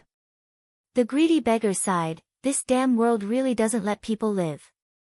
Bug laughed at his lack of knowledge. When Lord Shin breaks into the city, the people he wants to kill and rob are the enemies who exiled him. Whether there is a war or not, you and I are both beggars. You don't need to worry. All the beggars praised Stinky Bug for being literate. Just this knowledge alone made him unique among all the beggars in the 4 Li 8 streets. 2 carriages are parked on the herbal tea stall not far away. The people in the carriages have heard enough gossip. They pay for the tea and order to set off. The wheels of the carriages rumble. Hearing that the coachman is ordered to go to the newly opened pastry shop in Shihua Alley, Bug and other beggars wait for the carriages to disappear at the corner of the street. They spit and curse at the same time. Fucking rich people. Fucking the world. Lin Luoran hears a group of beggars cursing in the carriage. She shakes her head and closes her eyes without saying a word. It took them a month to enter the capital from the border. Of course, Lin Luoran and others are not idle. When they first arrived on a strange planet, they were happy about the social forms similar to ancient Huaxia. When they found the traces of cultivators, they were even more excited. They thought it would be easy to find the Lin family. However, the deeper they went, the more shocked they were. The customs and races were very similar to the ancient Huaxia planet on the Earth. Cultivators did not often appear in front of ordinary people, but their influence was everywhere. Most of the territory of this planet was controlled by a cultivation school. This time, Lord Shin led the army north, but there was another force competing for the right to speak on this planet. After Bai Qingxue learned about it, she said, "This is the real world of cultivation." The short number of words contains endless sighs. The Earth before the new era that Lin Luoran once experienced was the most peaceful period of the world of cultivation. Because of the decline of spells, no one had time to fight. However, it was different here. Cultivation schools had moved here from the Earth before the Xia and Shang dynasties. They had already gained a foothold in this world. They had divided their own spheres of influence. Because of the existence of the interstellar transmission circle, most of the big schools took planets as their territories. They stood behind the mortal regime and collected personal ability enhancement materials. It was difficult for small schools to survive, not to mention individual cultivators. Unfortunately, whether it was the Lin family or Master Mu, they had no ancestors to rely on. They were absolute grassroots individual cultivators. In such a situation, how could Lin Luoran not be worried? A group of people finally figured out that Yinshan School was behind the largest country on this star. The only interstellar transmission circle was in the forbidden area of the royal family supported by Yinshan School. Therefore, they went straight to the capital. As for who the predecessor of Yinshan School was and how strong it was it was still a mystery. Lin Luoran and others didn't know the situation. Their strength was uneven, so they acted in a low-key manner. Even Liao, who liked to mess around, didn't agree to break into the palace, let alone others. Seeing that the Reiki on this planet was not as abundant as expected, there should not be many high-level cultivators. However, Lin Luoran and others didn't know where the Lin family was or where the interstellar transmission circle was connected. They unanimously decided to stay in the capital where the news was the best and explore before taking action. Aunt Lin, are we going to stay in the capital for a long time? Han Weiya put down the curtain and looked away. When she first came to this star, she felt that the customs of the people were very fresh. Now she was used to it and didn't feel particularly attractive. Even in the capital, the streets were wider and the houses were taller. The carriage was shaking badly, but it couldn't be compared with the vehicles of technological civilization. Lin Luoran opened her eyes when she heard the words, "When your third Uncle Mu comes back, let's gather the information first." Of course, there was more than one country in one star. Lin Luoran took several young people to the capital of Yinhua country, which had the largest territory and was recently at war. Liao, Hu Ji, Mu Tianan, Bao Jia, Bai Qingxue, Yang Lisha, and Unscented, who had enough personal ability and experience, went to different countries. Centering on the capital of Yinhua country, they gradually closed the net to investigate the whereabouts of the earth cultivators who came when the Tower of Babel opened last time. Lin Luoran occasionally saw traces of individual cultivators on the way. They were all born and raised in this star. Their personal ability was not high, so there were no clues worth paying attention to. If the Lin family had stayed on this star, they should have left some traces that could be traced. Lin Luoran was afraid that individual cultivators were in a difficult situation. The earth cultivators who came in the end had low personal ability. If they chose to hide in the city, it would be troublesome. In addition to the pastry shop, there were many rented residences in Shihua Alley. Lin Luoran took several people to eavesdrop for a long time. Of course, she didn't go there to eat pastries. She rented a small courtyard with a forged road permit. Lin Luoran began to wander on the street while several young people were tidying up the residence. The local customs were strict. Lin Luoran bought a gauze hat and wore it. A well-dressed single woman still attracted attention. At this time, she was certainly not in the mood to go shopping. Lin Luoran was quietly looking in the direction of the palace. There was also something in the mortal world that couldn't be easily challenged. It was the aura of the emperor. According to Bai Qingxue, Wu Mei, of the Joy School once took an unconventional approach. She wanted to steal the aura of the emperor and became the empress. After decades of management, she made a mess. She had to hand over the power to the Li Tang Empire and gave up her ridiculous idea of taking a shortcut. Yinshan School controlled this star. Other schools wanted to grab the territory, but they didn't dare to interfere with the mortals' regime. They also had to support Lord Shen, who was also a member of the royal family. It could be seen how dangerous the aura of the emperor was. Anyway, the golden light above the palace prevented Lin Luoran from seeing the details. Lin Luoran didn't know how many cultivators who served as royal ministers were in the palace. Lin Luoran was a little upset. The interstellar transmission circle happened to be in the forbidden area of the royal family. It meant that if she wanted to leave, she must alert Yinshan School. In the real world of cultivation, the law of the jungle prevailed. Most cultivators were indifferent and ruthless. They wouldn't do anything without benefits. Lin Luoran didn't want her weakness to be exposed to such a group of people first. Of course, there were other ways. Lord Shen was about to enter the capital. The competition between the two schools might be a good opportunity for her to fish in troubled waters.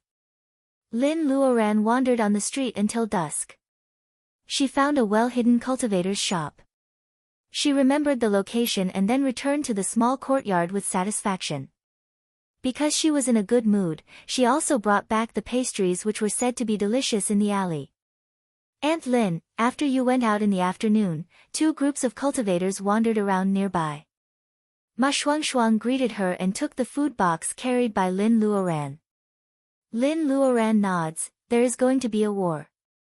They are worried that we are sent by a hostile school. It is inevitable that they come to check. She has already reached the level of hiding her personal ability. There are no cultivators above the divinization period in this world, so it is impossible to be easily seen through. No matter how low-key she is, Rong Sini's personal ability is still shallow.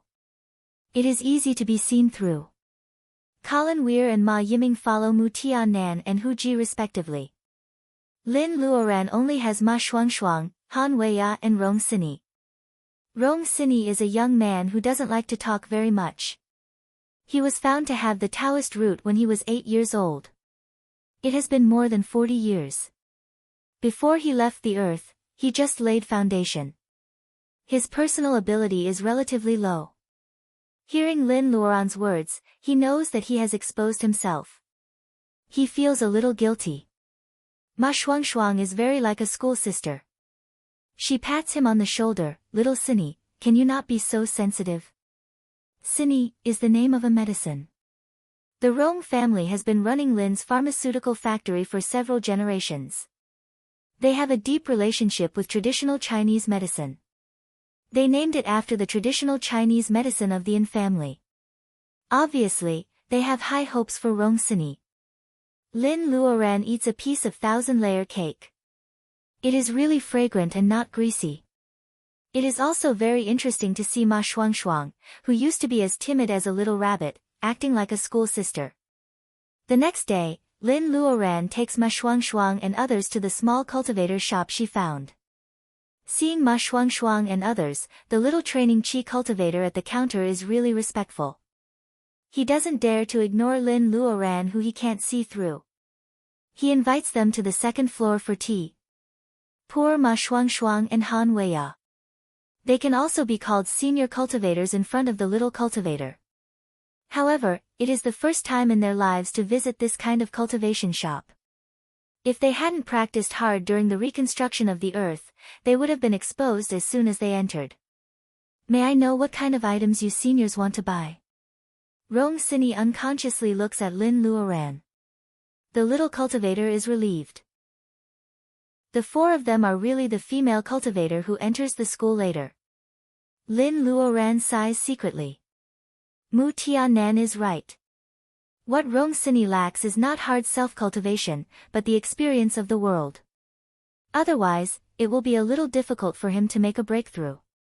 Bai Qingxue, who knows the world of cultivation best, is not here. Lin Luoran is also confused about many items. She has to act like a senior cultivator and ask the shop owner to take some good things out. The little cultivator in the training chi period is naturally not suitable to serve these four people. A middle-aged cultivator with a beard comes out. He is wearing a scholar's shirt, but his personal ability is only one step away from bearing essence. As a shop owner of a big school, he also has some special skills. He can see through Ma Shuangshuang and others, but he can't see through Lin Luoran. It happens to be a sensitive time. He has decided to test these strange cultivators personally. He takes the opportunity to come out and ask people to bring the best products from the warehouse. Seniors, you look a little strange. Maybe it is the first time you come to this small shop. Let me introduce you personally. Lin Luoran nods. We have been practicing hard in a remote small country for many years. We haven't been to the Inua country for a long time. One of them thinks, oh, it turns out to be individual cultivators. Lin Luoran is also helpless. She finally reveals her origin. It's not easy for her. The middle-aged cultivator with a strong temperament of a scholar tailors clothes for Lin Luoran and others. The items he recommends to Lin Luoran and others include a dripping sword, a grade 5 flying sword, paid with low-grade spirit stones. Lin Luoran is buried in a pile of low-grade spirit stones. It is worth 18,000 spirit stones. Lin Luoran almost spits out the tea in her mouth. There are so few cultivators on this star that there is no buyer for the grade 5 flying sword. The shopkeeper seems to be a scholar, but in fact, he is black-bellied and takes advantage of her. Lin Luoran doesn't nod or shake her head. The cultured shopkeeper knows that he finally takes out some practical goods. It is said to be a new work of the weapon refiner of Yinshan School. It is a budding red rose. It is a magic weapon refined for female cultivators with both appearance and practicality. When the shopkeeper demonstrates, he injects a little wacken into the rose. The petals of the rose open layer by layer. Each petal is soft and beautiful when it drifts. It looks gentle, but in fact, ordinary protective shields can't protect it at all. Under the charming appearance, ordinary cultivators will be tricked if they are not careful. The fragrance of the stamen makes people's mind float. It may have other magical effects when fighting against enemies. This world is really a paradise for cultivation. Even small magic weapons are new. It is not comparable to the former declining world of cultivation on the earth. Lin Luoran thinks it is a bit interesting. Seeing that Ma Shuangshuang likes it, she takes the jade box after the middle-aged scholar finishes his demonstration. She takes out the rose and inserts it into Ma Shuangshuang's hair. This is good. Buy it. Lin Luoran says casually as if she is picking cabbages. The middle-aged scholar thinks to himself that a rich individual cultivator is being tricked. How can he be soft-hearted? Senior cultivator, you like it. The price is 8,980. I will charge you 8,800 for good luck. Lin Luoran is happy. It turns out that both cultivators and ordinary people do business in the same way. She has the spirit stones dug from the place where the mother lode of 5 elements was found on Nami Star. She also has half of White Fairy's hidden treasure. Lin Luoran is not short of money in the world of cultivation. However, she really doesn't have low-grade spirit stones. Seeing that she pays with top-grade spirit stones, the middle-aged scholar's smile is more sincere, making people feel like a spring breeze. Lin Luoran plays the role of a generous elder. She lets Ma Shuangshuang choose all kinds of fine products recommended by the shopkeeper. However, she just drinks tea on the side. The customer is the king. Although Yinshan School acts domineeringly, its service is still very considerate when it comes to business. The middle-aged scholar is well-informed and well-dressed. He talks with Lin Luoran for a while about the remote small country where she lives in seclusion and practices hard. He describes the local conditions and customs in detail. If Lin Luoran and others have not really stayed in that small country, her casual identity will be exposed. After chatting for a while, Lin Luoran smiles and says that she and the middle-aged scholar are congenial. Unfortunately, she has plans to leave this star recently. The middle-aged scholar is even more respectful. Even if there is an interstellar transmission circle, only gathering vitality cultivators can really travel freely. Senior cultivator, you may not have heard of it. Recently, some clowns are fighting against Yinshan School. I'm afraid that the transmission circle will be suspended for a while. Having said that, he must send the news back to his school that a gathering vitality individual cultivator who is not recorded by Yinshan School has quietly appeared on this planet without abundant Reiki. Lin Luoran pretends to be unhappy. I can't go anywhere. Yinshan School is too overbearing. It is normal for gathering vitality cultivators to have a temper no matter where they go. The middle-aged scholar wipes the non-existent sweat and apologizes again and again. The little cultivator helps the shopkeeper out of embarrassment. Lay Buddhist Exian sent someone to pick up the precious clothes customized a few days ago. While they are talking, a beautiful female cultivator dressed as a nun has already gone up to the second floor. The brown nun's clothes are monotonous, but they can't hide the nun's beautiful face. The ebony hair under the brim of the hat makes her face as white as snow. She doesn't have any accessories, but she has a simple and ethereal beauty. Lay Buddhist Exian sent her to run errands. She is a young junior in the laying foundation period. Shopkeeper Wu. The nun salutes. It turns out that the middle-aged scholar's surname is Wu. Shopkeeper Wu asks the little cultivator to take out the precious clothes that Lay Buddhist Exian wants. It is a white Taoist robe with silver edges. Wacken is flowing in the surface of the clothes. Lin Luoran glances at it and finds that its defense is better than the protean dress she once got.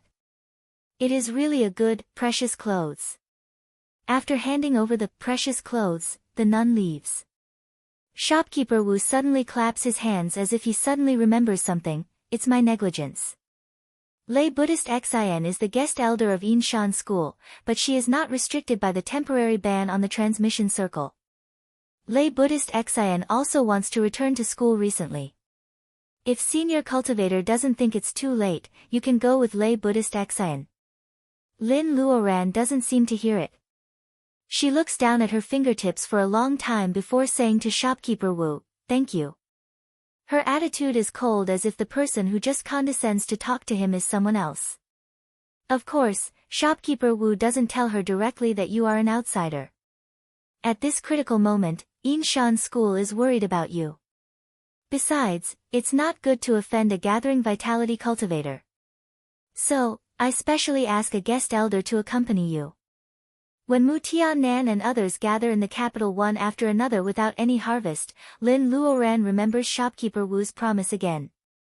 Before she decides whether to leave this star or not, Lord Shin's army comes to the north like a hot knife through butter. They have already surrounded the capital. Lin Luoran and others gather on the city wall to watch the fun.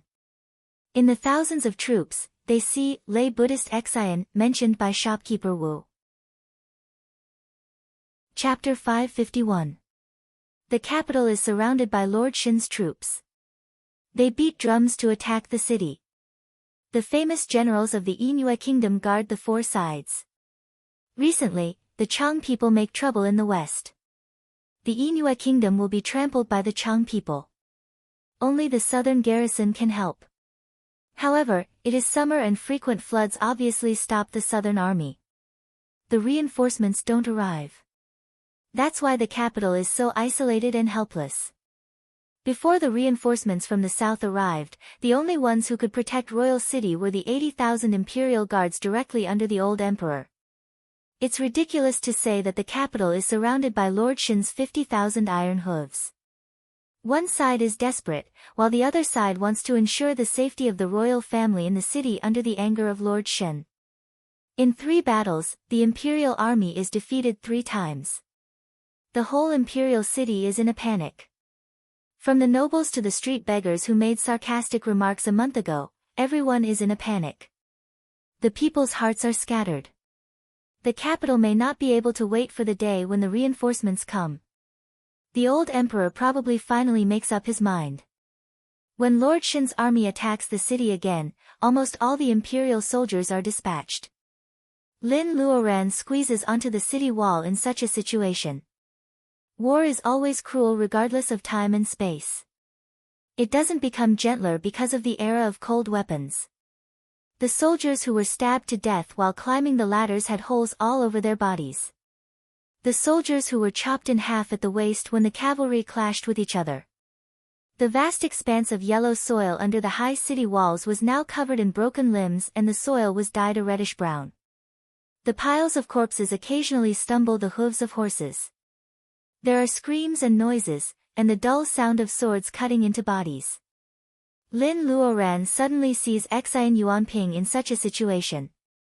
On the front line of the desolate and bloody battlefield, a beautiful Taoist nun wearing a white Taoist robe and holding a black lotus in her hand walked on the battlefield in a rather pitiful manner. She didn't care about the blood staining her white satin-embroidered shoes. If the black lotus is not so familiar to Lin Luoran, she will not believe that the nun is actually the female devil Xian Yuanping. Lin Luoran hasn't seen Xian Yuanping for hundreds of years since she broke her wrist in the Dragon Palace and was rescued by the old Taoist Huizhu. However, this woman has brought her unforgettable memories. Lin Luoran remembers Xian Yuanping's appearance very clearly. That summer, on the eve of the heavy rain, the woman in black suddenly appeared in front of Villa number 18 of Qingqing Villa. Xian Yuanping is exactly the charming woman who looks at people with misty eyes. At first glance, it was easy to let down one's guard.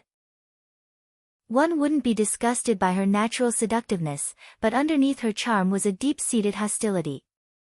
Xian Yuanping is definitely a she-devil who uses living people to make elixirs. Now, Xian Yuanping looks at the battlefield peacefully. Lin Luoran is almost fooled by her compassionate eyes. If the black lotus in her hand doesn't absorb the air of blood as she walks, Lin Luoran will be more willing to believe that Xian Yuanping has turned over a new leaf. Lin suddenly realizes that Xian Yuanping may be the lay Buddhist Xian mentioned by shopkeeper Wu. This evil woman used an unknown method to hide her evil energy, but she couldn't hide her cultivation. She wasn't even at the mid-nascent soul stage. It has been more than 400 years. According to the progress of diabolism, Xian Yuanping's personal ability is a little weak. When she was at her peak, even Lin Luoran had to avoid her. Is it because she destroyed all the seeds of the Black Lotus in the Hall of Nothingness in the Dragon Palace, so Xian Yuanping's personal ability is not the same as a normal diabolism cultivator? Seeing Lin Luoran staring at the Taoist nun who is casting the invisibility spell on the battlefield, Mu Tianan looks at her. He is not afraid of Xian Yuanping's strength, but her personal ability enhancement method is a little weird. It's strange. She looks like a devil but not a devil. It seems that her evil energy has been forcibly concealed. She looks a little familiar. Lin Luoran nods. 3 people have passed the Chaos Spirit Spring. Except for you and me, she is the other one.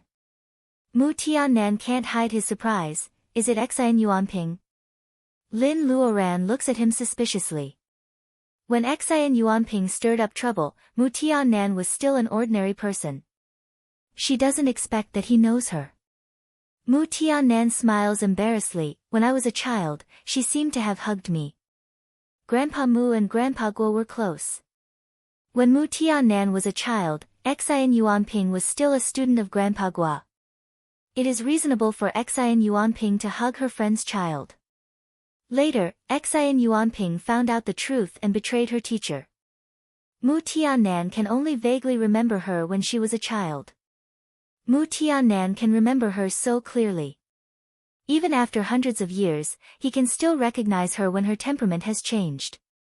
Of course, it is because Mu Tianan found out the truth when Lin Luoran was missing in Jinling for 3 years. At that time, Grandpa Mu was caught between Grandpa Guo and Huizhu. Mu Tianan was searching for Lin Luoran. Grandpa Mu couldn't stop him, so he told Mu Tianan the reason. Xian Yuanping is not only the daughter of Taoist Huizhu but also the only apprentice of Grandpa Guo. Mu Tianan is overwhelmed by these 2 identities. He can't find Xian Yuanping's whereabouts. Even if he finds her, there is nothing he can do. The only thing he can do is to hire foreign mercenaries to search Jinling over and over again, hoping to find Lin Luoran. Lin Luoran is half happy and half worried to see Xian Yuanping. No matter how much she hates Xian Yuanping, at least Xian Yuanping's existence proves that the cultivators who left the earth through the Tower of Babel, after the shelter of gods, have really arrived in this world. It's just that everyone's fate is different. Xian Yuanping becomes a visiting professor of Yinshan School with the personal ability of the Gathering Vitality period. However, she doesn't know where the Lin family and her old friends in the world of cultivation are. If we catch her, Mu Tianan immediately understands. Since they were sent to this world together, Xian Yuanping should have heard about the whereabouts of others more or less. Lin Luoran shakes her head. Let's not talk about whether everyone arrived on the same star at that time. Xian Yuanping hates me very much. I'm afraid she will only deliberately give false information to confuse the public. Lin Luoran thinks in her heart. What's more, if Xian Yuanping is involved with Yinshan School, it will be fine if she gives false information. However, she deliberately sets a trap for everyone and several young people with low personal ability. Lin Luoran has to take care of her family. She can't afford to waste time with the evil woman. Mu Tianan doesn't say much. In fact, there are some bloody means to make a gathering vitality cultivator tell the truth. However, Mu Tianan also knows that Lin Luoran is kind by nature. She rarely takes the initiative to kill people. After the 2 disappear on the city wall, Xian Yuanping seems to sense something. She stops and looks in the direction of the city wall. There is a lot of noise and chaos on the city wall. There is nothing unusual. Is it just her perception that she is being peeped at? Xin Yuanping is puzzled. She is not interested in collecting the blood on the battlefield. She enters the city with the black lotus in her hand and goes to the small shop of Yinshan School in a hidden place. Lay Buddhist Xin, you finally come. The smile on shopkeeper Wu's face is not fake at all. Lord Shen is besieging the city. Yinshan School cultivators in the Imperial City have discussed it several times. The school's message is to close the transmission circle, but they don't say that they will use force to deal with the force behind Lord Shen. What the cultivators worry about is that Yinshan School will really give up this star if they don't do anything. This gentle reaction is quite different from the school's usual behavior. These disciples are far away from the core of the school. It is reasonable for them to worry about whether the school will change in the near future. The Tiankui star is not a fertile land for cultivation. There are many planets with abundant Reiki in this world. Yinshan School doesn't care much about the production of the Tiankui star. They send disciples here to select talents with good qualifications to provide fresh blood for the school. Therefore, among these cultivators, the highest personal ability is only in the early stage of gathering vitality. In terms of strength, Xin Yuanping is the most respected guest. Seeing that Xin Yuanping comes, cultivators in the adytum all greet her. The old man who has just born vitality is not very enthusiastic. He has been resting with his eyes closed. After Xin Yuanping sits down, he greets her. Xin Yuanping sneers. The old man surnamed Qing succeeded in bearing vitality half a year ago. Gathering vitality cultivators are also very popular in big schools like Yinshan School. He knows that the school will not let him continue to waste time on the half-deserted Tiankui star. Therefore, he changes his previous attitude of being arrogant to her and deliberately flattering her. He also acts like a gathering vitality cultivator.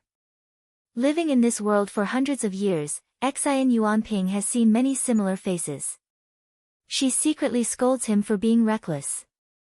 However, her face is still gentle without showing any thoughts. Elder Feng sent a message that another big school is also interested in the Tiankui star. At this time, you still haven't received the order to take action. It should be that our school has reached an agreement with that big school. They are ready to give up the Tiankui star. Xin Yuanping elegantly picks up the teacup. She only slightly wets her lips with the tea. She casually reveals a big secret. Not only does it shock all the cultivators present, but the gathering vitality cultivator surnamed Qing also has mixed feelings in his heart. He has been managing this star for the school for many years and he advanced to the gathering vitality period half a year ago. However, he actually knows nothing about this news.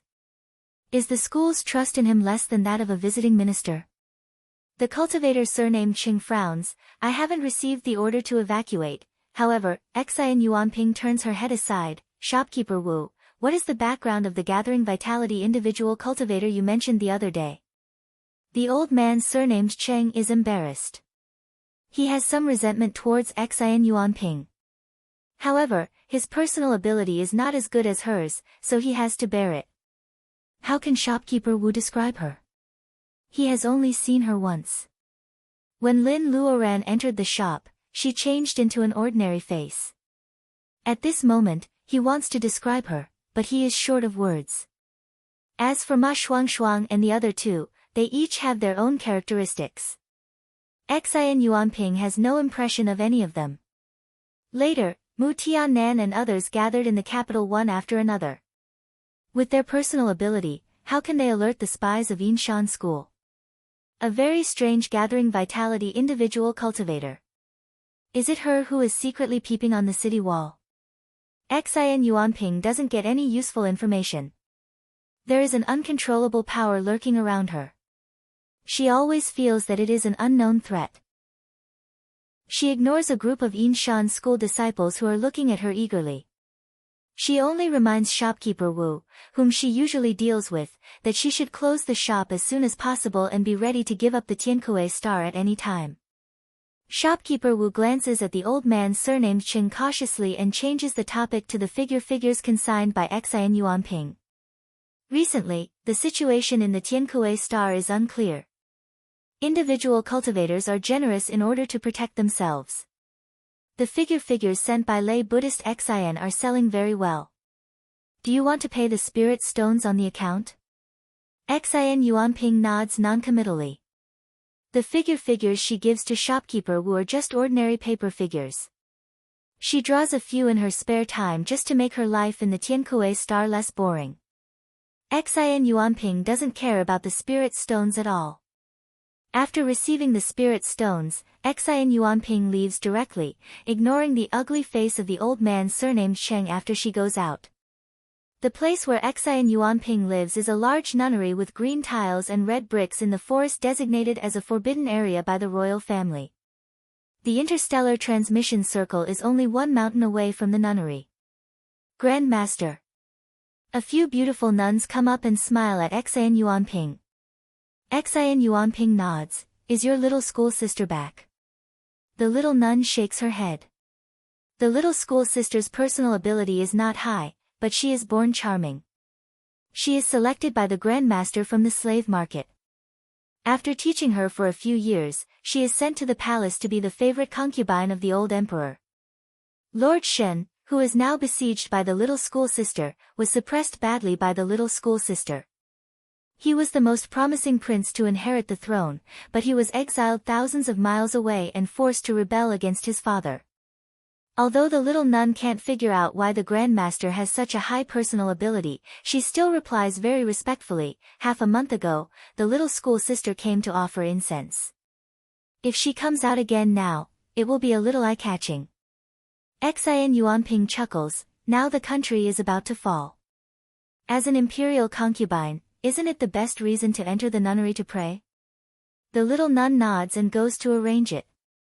Sure enough, at dusk, the honor guard of the imperial concubine of Yinhua Kingdom goes out of the palace gate and comes to the nunnery in a mighty way. After pretending to offer incense and pray for blessings, the imperial concubine says that she wants to take a bath and fast. All her attendants stay in the courtyard where the nunnery entertains guests. She goes to the winding backyard alone. If Lin Luoran is here, she will be a little surprised. The imperial concubine dresses luxuriously. Her charm is like the essence of Xian Yuanping's charm in the past. No wonder the old emperor of Yinhua Kingdom can be fascinated by her. After Xian Yuanping puts down the silver wolf pen in her hand to draw figures, the imperial concubine dispels her usual arrogance in front of the palace people. She calls her Grand Master affectionately. Xian Yuanping also pays more attention to her than in the past. She asks a few questions about her daily life. Just when the imperial concubine is delighted by the Grand Master's attention, Xian Yuanping changes the topic. Yinshan School is about to give up the Tiankui Star. Your school uncle also sent a message. I will leave with your school sisters in a few days.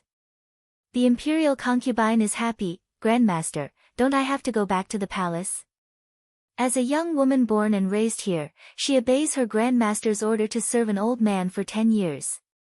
The imperial concubine's personal ability is low. What she has done in the past 10 years is enough for Lord Shen to kill her 100 times after he breaks the city. No matter how good the power in the world is, she must be alive to enjoy it. Besides, being a cultivator with profound cultivation like her master, who was above the imperial power of the mortal world, was much better than being trapped in the palace and being an imperial noble consort. In the past, she has heard her school sisters describe the real wonderful world of cultivation outside the Tiankui Star. How can the imperial concubine not yearn for it? Unexpectedly, Xian Yuanping smiles meaningfully when she hears her question. Your school sisters want to leave with me, but you want to stay. Not only that, when the new dynasty changes, you still have to be an imperial concubine. The imperial concubine kneels down and cries, Grandmaster, what did I do wrong? Why do all school sisters leave and only she is left in the Tiankui Star? The new dynasty changes and Lord Shen ascends the throne. How can she continue to be an imperial concubine? Xian Yuanping personally wipes away her tears. silly girl, there are precedents in the Inua country for the son to marry after the father dies. You have to be good at making use of your strengths. I really have something important to do. I can't take care of the Tiankuei star in a short time. Among many apprentices, only you are the most suitable to do this for me. Xian Yuanping carefully tells the imperial concubine, who is stunned. Compared with Xian Yuanping's age, the imperial concubine, as a native of the Inua country, mingles in the palace with her natural charm and some cultivators' means. She is very good at charming people, but when it comes to playing power, she is not good at scheming. The interstellar transmission circle is near the palace. No matter which school takes over the Tiankuei star, they can't bypass the royal family of the Inua country. Although Xian Yuanping plans to leave the Tiankuei star, she does not intend to give up her power completely. If cultivators are involved, the school taking over will definitely be worried. Even if the concubine has some means, how can the superior cultivators care about it? A few years ago, the world of cultivation was turbulent. Prophet God's school, who is good at deduction, said something. Xian Yuanping estimated that only outsiders who came through the Tower of Babel could understand it. The Tiankuei star is changing. Humph, it is nothing more than that someone will be transmitted from the earth to this world. Xian Yuanping has an intuition that the Prophet God's school's prophecy is related to a woman she hates most in her life. She must be the first to get the news of the other party without anyone noticing. How to take action under so many people's eyes is very challenging.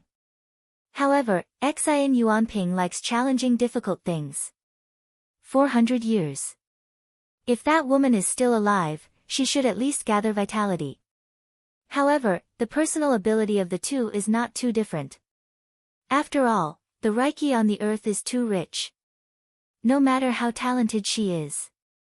Xian Yuanping smiles without saying a word. In the small courtyard of Shihua Alley, Liao picks his ears and stops the holy spell. How is it, Uncle Liao? Lin Luoran is a little anxious. She hopes that the holy spell, clairaudience, in Liao's mouth is really useful. The name is quite cool. However, Liao is so unreliable that people can't help but doubt his ability to do things. Liao guesses Lin Luoran's mind, and he is not happy. He really wants to grab the idiot's shoulder and shake her neck hard. The master of the blue waves is obviously very reliable. In the past, he lost his memory and had no personal ability. Being obscene was just a disguise. Alas! When Lin Luoran serves him tea flatteringly, the unhappiness in Liao's heart immediately disappears. His old face is full of smiles. Hu Ji secretly despises the immoral, Siscon, Liao. The latter doesn't care about it at all and shows off the news he heard. He tells the story from Xian Yuanping leaving the battlefield to go to the shop of Yin Shan school to the female apprentice who became the imperial concubine in the Inua kingdom. Liao summarizes several points. First, Xian Yuanping is only a visiting professor of Yin Shan school, but she has a very close relationship with this school. She gets the news earlier than other apprentices of the school that Yin Shan school is going to evacuate the Tiankuei star. Second, Xian Yuanping hides her personal ability very well. She lives in seclusion. Others only think that she is good at drawing figures. In addition, she mentions school uncle to her apprentice in the painting, which shows that she has a school in this world instead of an individual cultivator. Third, Xian Yuanping temporarily leaves the Tiankuei star for some irresistible reasons. However, she doesn't forget to arrange people in the mortal world. Obviously, she is obsessed with the Tiankuei star. She is not determined to get something here. Of course, there is only someone who is determined to get it. Xian Yuanping is good at drawing figures now, and she has a fellow school. Lin Luoran and Mu Tiannan look at each other. They have the same guess in their hearts. The evil woman used to only make living people into elixirs. Drawing figures must be taught by Huizhu. Are her fellow school Taoists who used to hide from the world in Qingqing Taoist Temple? Everyone in Yinshan school has never heard of it. They put it aside for the moment. What is Xian Yuanping looking for in the semi-abandoned Tiankuei star? Let me make a bold guess. She is waiting to kill you. Hey, has someone noticed that we were teleported from the Earth to the mortal world? Most of the time, unscented girl is silent. Occasionally, she speaks. She really hits the nail on the head. So, we just need, Han Weiya murmurs to herself, dragging the tone. Everyone says in unison, follow Xian Yuanping. It is still unknown whether they can find the Lin family if they follow Xian Yuanping. Most likely, they will find the people of Qingqing Taoist Temple first. Chapter 552. Sure enough, the rebellious Lord Shen breaks through the city gate before the southern reinforcements come from the capital. Lord Shen kills people in the capital in the name of purging the emperor. In the end, he doesn't cut off the beautiful head on the slender neck of the evil concubine. Instead, he kills the old emperor who looks like him. The evil concubine is right. How can a woman drive a real solid father-son relationship apart? The new emperor will soon ascend the throne. The crime of killing the emperor and his father has to be cleared. The country is most chaotic when the throne is replaced. Xian Yuanping and the disciples of Yinshan school choose to leave at this time. None of them were familiar with the galaxy teleportation portal. In Liao's words, when personal ability reaches a certain level, crossing the void is really nothing. No one needs to use the transmission circle. As an alien, Colin Weir can drive a starship well. He can rely on a certain magic circle for interstellar transmission. It is really amazing. It can beat the aviation technology of the big universe era.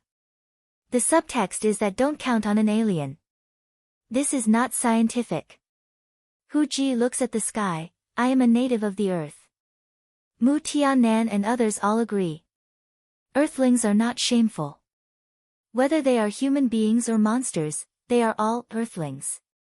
They all look at the sky and don't explain. Lin Luoran can use the listening spell, similar to his mind connection. However, she can't be sure that others are thinking about the interstellar transmission circle. Low-rank cultivators are not necessarily clear. With personal ability like Xian Yuanping, her six senses are already very sensitive. It is easy to expose herself. Lin Luoran pokes Liao's arm, clairvoyance. Clairvoyance is often associated with clairvoyance. God bless Liao, he must also know the latter. Liao is about to go crazy. He doesn't even need to think with his toes. There can't be any mistake in the interstellar transmission circle. Does she want him to peep at Xian Yuanping's movements and then imitate her? The interstellar transmission circle is guarded by cultivators of Yinshan school. In the eyes of mortals, it is a pile of rubble. Of course, that is just the appearance. Liao is silently threatened by Lin Luoran. Clairvoyance is useless. He simply zooms Xian Yuanping's movements like watching a 3D movie and enlarges it in front of everyone. Xian Yuanping takes out 9 high-quality spirit stones and puts them in the corresponding stone troughs. Lin holds her breath and keeps in mind the order and time difference of Xian Yuanping's spirit stones. She tries to make a copy later without any mistakes. The spirit stone in the stone trough is activated, and the real transmission circle appears. There are dozens of people around Xian Yuanping, 6 in a group.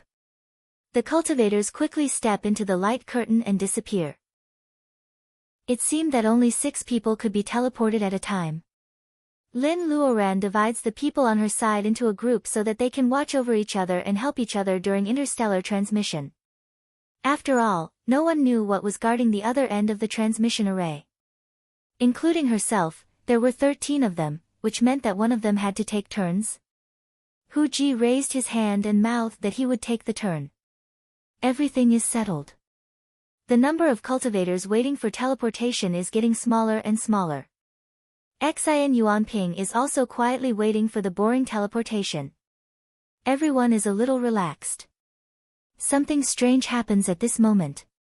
Xian Yuanping suddenly changes the position of the spirit stones at a very fast speed.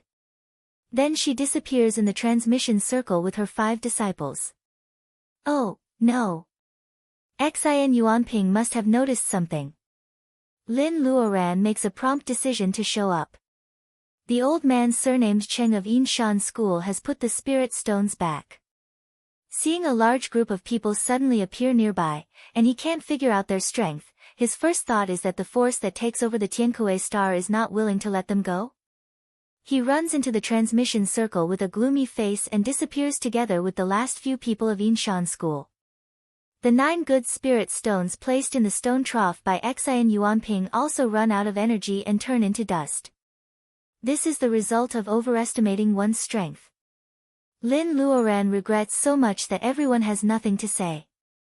In their group, there are 7 people with the personal ability of gathering vitality. After figuring out the semi-abandoned state of the Tiankuei star, they are unconsciously arrogant.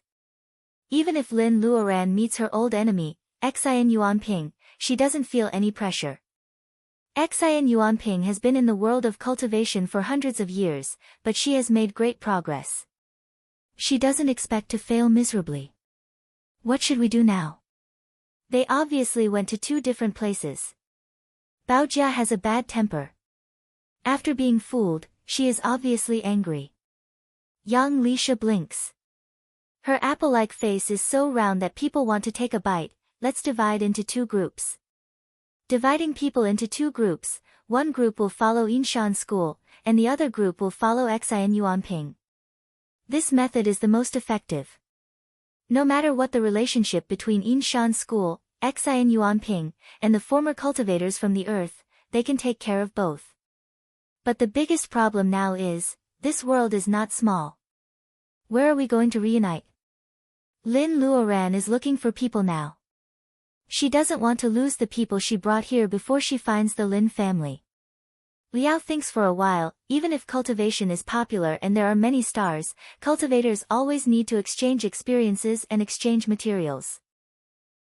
There must be such a star which is the largest, most famous star in the world of cultivation where there are many schools.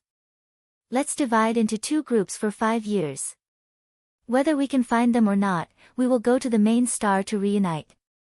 Is it feasible? Oh, it's more complicated than the previous grouping. Yang Lisha looks around and then claps her hands. Anyway, I know the Lin family and many cultivators from the previous batch. Can't I lead the team separately from you? Yang Lisha does know the Lin family and the crazy Taoist. Well, she also took over Xian Yuanping's broken palm. As for the new generation of the world of cultivation on the earth, they all showed up in front of Yang Lisha when they went to Babylon through the Tower of Babel last time. Thank you. Yang Lisha has no obligation to help find people. Lin Luoran's gratitude is very sincere. It's my pleasure. Yang Lisha doesn't say anything, and Cool Voidy answers. Lin Luoran helps her and Yang Lisha transform again. Monsters are not heartless. 5 years is very short for them. In the end, it is decided that Ma Shuangshuang, Han Weiya, Hu Ji, and 2 female monsters will go to the planet where Yinshan School went to search. Lin Luoran and the rest of the people will go to chase Xian Yuanping. No matter what the result is in 5 years, we have to go to the largest main star of this world to reunite. Everyone nods solemnly. The siblings of the Ma family, Han Weiya, and Hu Ji, who looks back every few steps, have disappeared in the transmission circle. Liao has an excellent memory. He is very dissatisfied with Xian Yuanping's tricks. He changes the order and position of the spirit stones and leaves first with Bai Qingxue, Baojia, Colin, and Rong Sini. Mu Tiannan insists on going with Lin Luoran. Lin Luoran is also very helpless. It's our turn. Lin Luoran has no experience in using the interstellar transmission circle. She can't calculate the energy of the spirit stones in advance like Xian Yuanping. Lin Luoran and Mu Tiannan are worried that the energy will not be enough on the way. Lin Luoran and Mu Tiannan have to wait for a long time. After the light curtain of the transmission circle darkens again, Lin Luoran and Mu Tiannan change the spirit stones before they enter the circle. Maybe it is true that God disposes. When Lin Luoran and Mu Tiannan are halfway through the transmission circle, a stone trough where spirit stones are placed trembles slightly inexplicably. Before they know it, their destination has been changed. After several twists and turns, lay Buddhist Xian has successfully arrived at her destination. She takes a deep breath of the familiar air and wonders with interest. Among the sneaky people behind her, who is the one who is tricked in the end? After arriving at the strange planet, Liao and others have waited for a long time, but they still don't see Lin Luoran and Mu Tiannan. Their faces all change. What went wrong? In the transmission circle of the Tiankui star, several swordsmen with good personal ability have just stepped out of the light curtain. One of them checks the stone trough and says angrily, "School fellow apprentice, people of Yinshan school dare to play tricks." The young swordsman called school fellow apprentice checks it and frowns slightly. After all, the Tiankui star is remote. It is possible that the transmission circle has not been repaired for a long time. There is no need to stick to trifles. You guys check the transmission circle and get ready to welcome the Lord. Swordsmen are busy according to his words. Although they don't understand why their young lord is interested in the remote Tiankui star and wants to occupy this star at the cost of becoming enemies with Yinshan school, no one questions the lord's decision because of their obedience nature. Cultivators with swords are transmitted to the Tiankui star one after another. The sky gradually lowers, and their lord finally appears in the transmission circle. He is wearing a luxurious dust-proof coat. He is the only one without a sword, but his temperament is better than any flying sword carried by other swordsmen. Find her. A picture scroll flies up from his hand and slowly unfolds in the air. The woman's appearance is not stunning in the world of cultivation where female cultivators compete for beauty. However, her temperament is very vivid. Everyone has no evil thoughts. They remember the person in the painting and then fly to all directions of the Tiankui star on their swords. The Lord puts away the picture scroll, and his eyes are bright. When the evening wind in the mountains blows up his sleeves, a red flame embroidered on the sleeve hem looks vivid and unique. The tearing force of the interstellar transmission circle makes Lin Luoran a little dizzy. However, when Lin Luoran and Mu Tiannan stand firm and look outside the magic circle where there is no one, they quickly realize that something is wrong with the transmission. Lin Luoran smiles bitterly. Whether it is Xian Yuanping's trick or an accident beyond human control, the former can make people doubt their own intelligence, while the latter can be attributed to luck. Neither is a happy answer. Since we are here, let's take it easy. We can't stay in the circle all the time. Mu Tiannan comforts her and Lin Luoran nods. After they step out of the transmission circle, they look back at the place where they came from. They find that there is no messy stone trough in the place where the interstellar transmission circle was supposed to be. There is only yellow sand all over the ground. Lin Luoran and Mu Tiannan finally feel a faint pain in their temples. Is it because she has used up all her luck after losing the sacred pearl space? If the interstellar transmission circle to this star is a one-way trip, Lin Luoran would like to write the word thunder in person and summon a purple thunder to give herself a hard blow. Mu Tiannan pretends to be relaxed and jokes, one-way transmission is not bad. Other people will not disturb us. Lin Luoran glares at him and angrily casts the wind-riding spell to fly high into the sky. Mu Tiannan laughs and tiptoes gently. Without using any arts of nature, he also flies high into the sky with his physical strength. As soon as they open their eyes, they can find that the desert where they are teleported is an isolated island surrounded by water. The sea is surging. No matter where they look, there is only steaming mist in the distance that interferes with people's vision. They can't see where the land is. Okay, now we have two choices. One is to stay in place and wait for the next batch of fools to be teleported to this star. The other is to try to fly across the boundless ocean and find the land to explore the situation of other transmission circles. The former may not be fools until we ascend to the spiritual world. The latter, the worst result is that we will become the imitator of Magellan who proves that the planet is round and where to start from. Which one do you choose?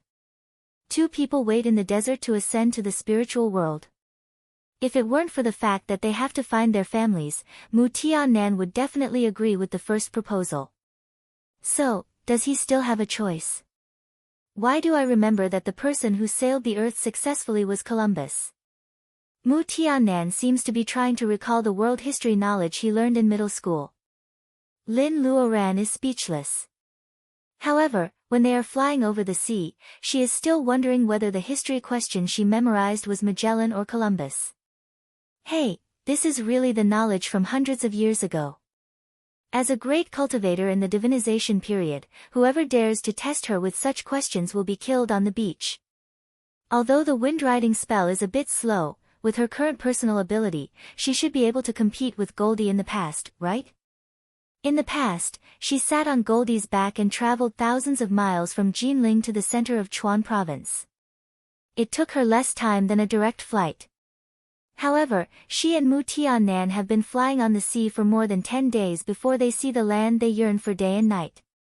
When she feels a little tired, Lin Luoran uses the bone boat instead of flying. However, there is always movement in the deep sea. The undercurrent is surging. It seems that some creatures are about to break through the shackles and swim up. In order to avoid trouble, she and Mu Tiannan rarely rest. Counting the distance they have flown, this planet is at least 10 times larger than the Earth. If she doesn't see people as soon as they land, she will think that they have really traveled around the planet and returned to the isolated island where the one-way transmission circle is located. Lin Luoran and Mu Tiannan notice that something is wrong when they appear at the port. The locals with goods on their heads all look at them strangely. The chocolate skin, the gorgeous facial features of the women, the colorful dresses, the glittering jewelry on their wrists and necks, and the strong smell of spices. Mu Tiannan, are we in India? Lin Luoran and Brother Mu see a lot of Hinduism. At this time, Lin Luoran feels a subtle embarrassment in her heart. Mu Tiannan shakes his head. Black Tortoise said that there are many civilizations in this world. It is not a lie. The world of cultivation on the earth is flourishing. There is no reason that there is no Buddhism in this world. Near the port, there is an extremely conspicuous temple with a golden roof. There is no doubt that it is similar to Indian architecture. A bold local rushes up to them and talks. Lin Luoran can only smell a strong smell of curry in his words. As for what he is saying, she doesn't understand it at all. Mu Tiannan is good at communicating with people. He guesses that they are asking where they are from. These people obviously have no personal ability and they don't seem to be afraid of cultivators. However, when Mu Tiannan gestures to explain that they are coming from across the sea, they flee in panic. People say the same syllable words and they don't even have time to take the goods away. The previously noisy port is gone in a short while. If Lin Luoran's spiritual mind can see the scene of the locals running back to the buildings to hide, she would really think that they have found a dead city at first. Mu Tiannan flies up like a big eagle. How can the low courtyard wall stop a big monster? Being stared at by his red eyes, Mu Tiannan's expression becomes dull. In just 2 minutes, Mu Tiannan lets go of him and disappears with Lin Luoran. After a long time, someone goes out to check. After confirming that the two are really gone, the port slowly returns to normal. However, in the next few months, the atmosphere of this seaside city is very depressing. People on this planet believe in Buddhism. The local people think that the land under their feet is the pure land on earth, while the place across the sea is the evil land recorded in the Buddhist classics. Mu Tiannan smiles bitterly. Of course, we become evil people who escape from the evil land. I guess the news will soon spread to the Buddhism school on this planet. By the way, although this planet is big, there are only 2 lands. The evil land where we came from and the pure land where we are now. What about countries and religions? Unfortunately, there is only one country, Hasa. Of course, there is only one religion, which is dedicated to Hasami Buddha. Lin Luoran frowns. I have never heard of it. In the early years, she studied some Buddhist classics in order to invite the Buddhism school to come out. In the era of Buddha, there was a king in Magadha called King Binhasara. He and Queen Vetihai both converted to Buddha and believed in Buddhism. They were the original protectors of Buddhism. In their later years, the story of the king and his wife being imprisoned by Prince Ajashi became the origin of the Pure Land Dharma in Elysium. Mu Tiannan doesn't feel relieved after hearing this. Although he doesn't know the connection between the two, he always has a bad intuition. He feels that Hasami Buddha is like the Wilkung of Huaxia before the new era, which is not the right way. Lin Luoran feels a little powerless. So what is going on now? People like them who happen to pass by become evil people in Hasami Buddha. In a fanatical religious country, being a heretic doesn't end well. I have a bad feeling. I guess, the two of them say at the same time. Mu Tiannan smiles, you first. Lin Luoran touches her nose, don't all fantasy novels like this. If the entrance and the exit are in different places, the exit must be in the nest of the big boss. Mu Tiannan's eyes brighten. After living together for 100 years, they finally have some tacit understanding. I just read the memory of the local people. The birthday of Hasami Buddha is next month. Devout believers usually set out more than half a year ago. They have to kneel and worship all the way to the temple where the golden body of Hasami Buddha is. Lin Luoran is thinking, we don't need to go to the mountain to see me first. Should we go to the mountain in person? Mu Tiannan smiles but says nothing. He and Lin Luoran are inexplicably accused of being the evil Rakshasa who eats human flesh and blood in Buddhism. They have to go and see what the real Buddha in the pure land of Hasa looks like. Chapter 553. Hasa Country. In fact, if the word Hasa is reversed and transliterated into Saha in Sanskrit, it is really the world of Sakyamuni Buddhism that people on the earth are familiar with. From the perspective of space, the universe has no boundaries. From the perspective of time, the universe has no beginning and no end. The Buddha turns a small world illuminated by the sun and the moon into a small world. In layman's terms, it is a planetary system, such as the solar system where the Earth is located. 1,000 small worlds form a mini-kiliacosm, which is a solar system, such as the Milky Way. The mini-kiliacosm forms a medium kiliacosm, and 1,000 medium kiliacosm forms a boundless world. The universe is composed of countless boundless worlds. They circulate endlessly in the process of creation, destruction, and emptiness. There is no real sense of stillness. In the past, present, and future of the boundless world, Buddhas are born all the time, shouldering the responsibility of educating all living beings. According to Buddhism, the boundless world, where the earth is located is called Saha world, and its master is Sakyamuni Buddha. Saha means endurance. It means that all living beings in this world are sinful and must endure all kinds of troubles and sufferings. Therefore, Saha world can also be translated as Earth of Tolerance. It is also called World of Five Turbid. It is the opposite of Pure Land of Western Nirvana taught by Amitabha. It is easy to produce all kinds of sins here. The above Buddhist description of the universe is also perfect in Lin Luoran's eyes. Her personal experience proves that there are several boundless worlds in the universe, which are quite similar to the world in the cognition of cultivators. Lin Luoran is bored along the way, so she tells Mu Tiannan some general knowledge of Buddhism. The planet they arrive at is very strange. The Saha world is reversed and it is called Hasa. It is not Sakyamuni Buddha but a Hasami Buddha that has never been heard of. The Pure Land of Western Nirvana is also involved. It is hard for Lin Luoran not to be suspicious of such a messy doctrine. Moreover, if the deviation of interstellar transmission is intentional by lay Buddhist Xian, she probably won't be so kind to send the people who follow her to a planet with Buddha's mercy. The golden temple of Hasami Buddha is not in the capital, but in the source of the Luoya River running through the territory of Hasa. It is a Buddhist city with a high and dangerous terrain. The Buddhist city is named Ramoy. The mountains are steep, and the whole city is built on the yellow-brown mountain wall. It is covered by clouds all year round. Hasa has plenty of sunshine, which reflects the yellow-brown rock formation. Looking at Ramoy from afar, it is really a golden city under the sky. The Luoye River, which runs through the entire Hassa country and is known as the River of Life, originates from the Ramoy Mountains. Devout people not only have to kneel and kowtow to this city, but also want to kowtow to the golden statue of Hassa-mi Buddha at the highest point of the mountains. The mountain road is more difficult than the Shudao in ancient Huaxia. Because the birthday of Hassa-mi Buddha is approaching, many people go to Ramoy.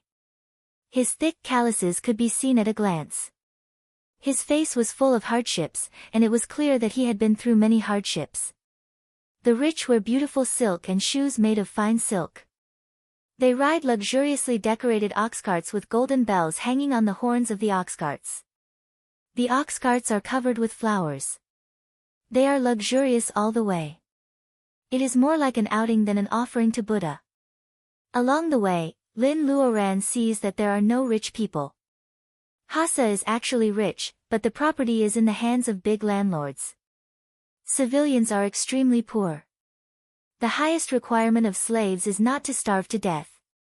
The strangest thing was that many young girls, who were obviously born in poverty, were wearing silk and satin that they would never have the chance to come into contact with on a normal day. They were wearing luxurious gems, and surrounded by flowers and spices. They were sitting upright on the ox carts, looking straight ahead.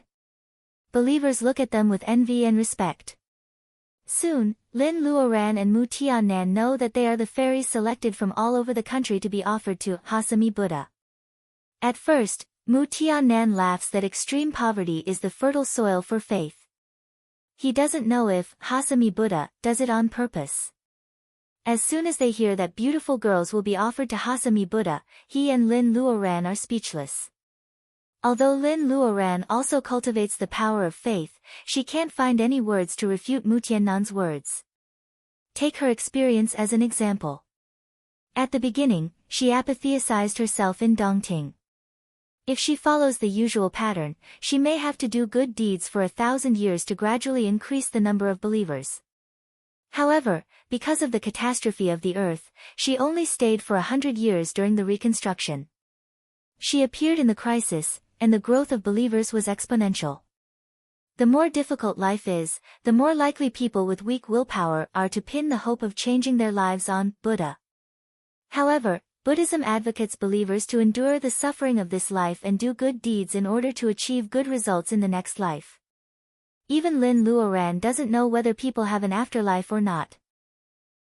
Although she apatheticized herself and also cultivates the power of faith, she has always believed that compared with the illusory afterlife, she should work hard to improve her life in this life rather than be satisfied with the status quo in this life and hope to have a better life in the next life.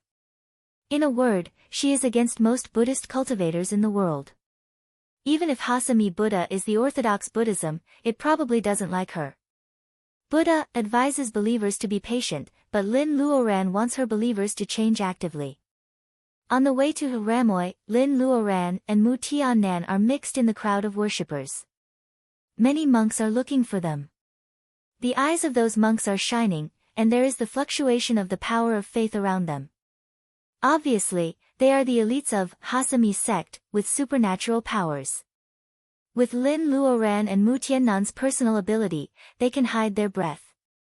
Both of them look like local people, and Lin Luoran even covers her face with a colorful headscarf.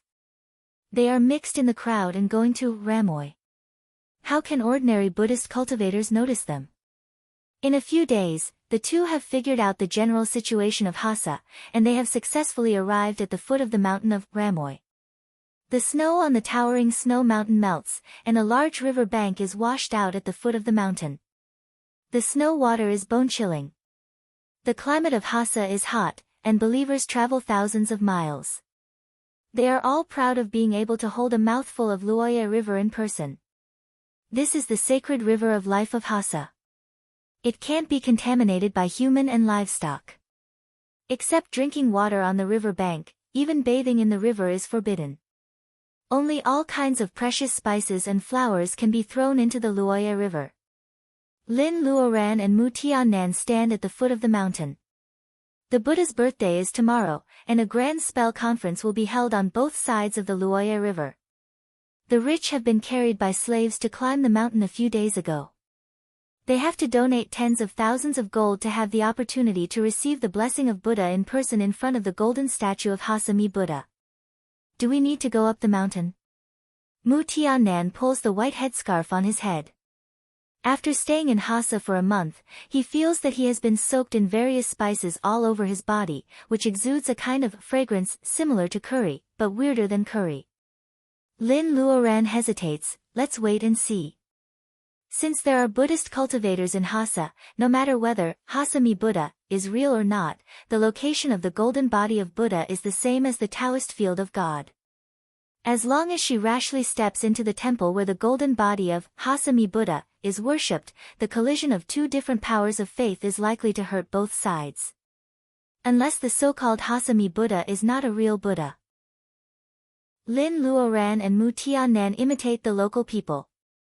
They sit cross-legged on the bank of the Luoya River, facing the river for the night. That night, river lanterns made of flowers are constantly put into the water. They are not extinguished by the waves. It is said that the owners of river lanterns will be blessed by Hasami Buddha. The river wind is quite strong at night, and only 1 out of 10 river lanterns survive. However, the rising water vapor sweeps away the pungent smell of spices and brings a trace of refreshing coolness to Lin Luoran and Mu Tiannan. The black silk-like sky is dotted with twinkling stars. Although he is in the fanatical atmosphere of spices and religion, Mu Tiannan still looks at the night sky leisurely. Lin Luoran is sitting less than a foot away from him. He thinks that if time can bless this moment, it seems to be a good choice to stay by the Luoya River for the rest of his life. In the hundreds of years since he cultivated as a monster as a human, Mu Tiannan can't remember if he has ever had a good sleep. When his personal ability was low, he couldn't sleep because of the invasion of the Alpha Alliance. When his personal ability was high, he couldn't sleep day and night because of the old bat's increasing pressure and the blood poison in his body. Later, with his personal ability, cultivation is to make up for the consumption of essence, qi, and spirit. How can he really sleep? Only this night, in a strange area separated from his homeland on the earth, Lin Luoran is sitting next to him. Because of the crowded crowd, Mu Tiannan doesn't know when he can really relax and fall asleep. A dreamless night. Mu Tiannan wakes up feeling refreshed. Hassa believers wash their hands and faces. They sink the spices they carry into the water.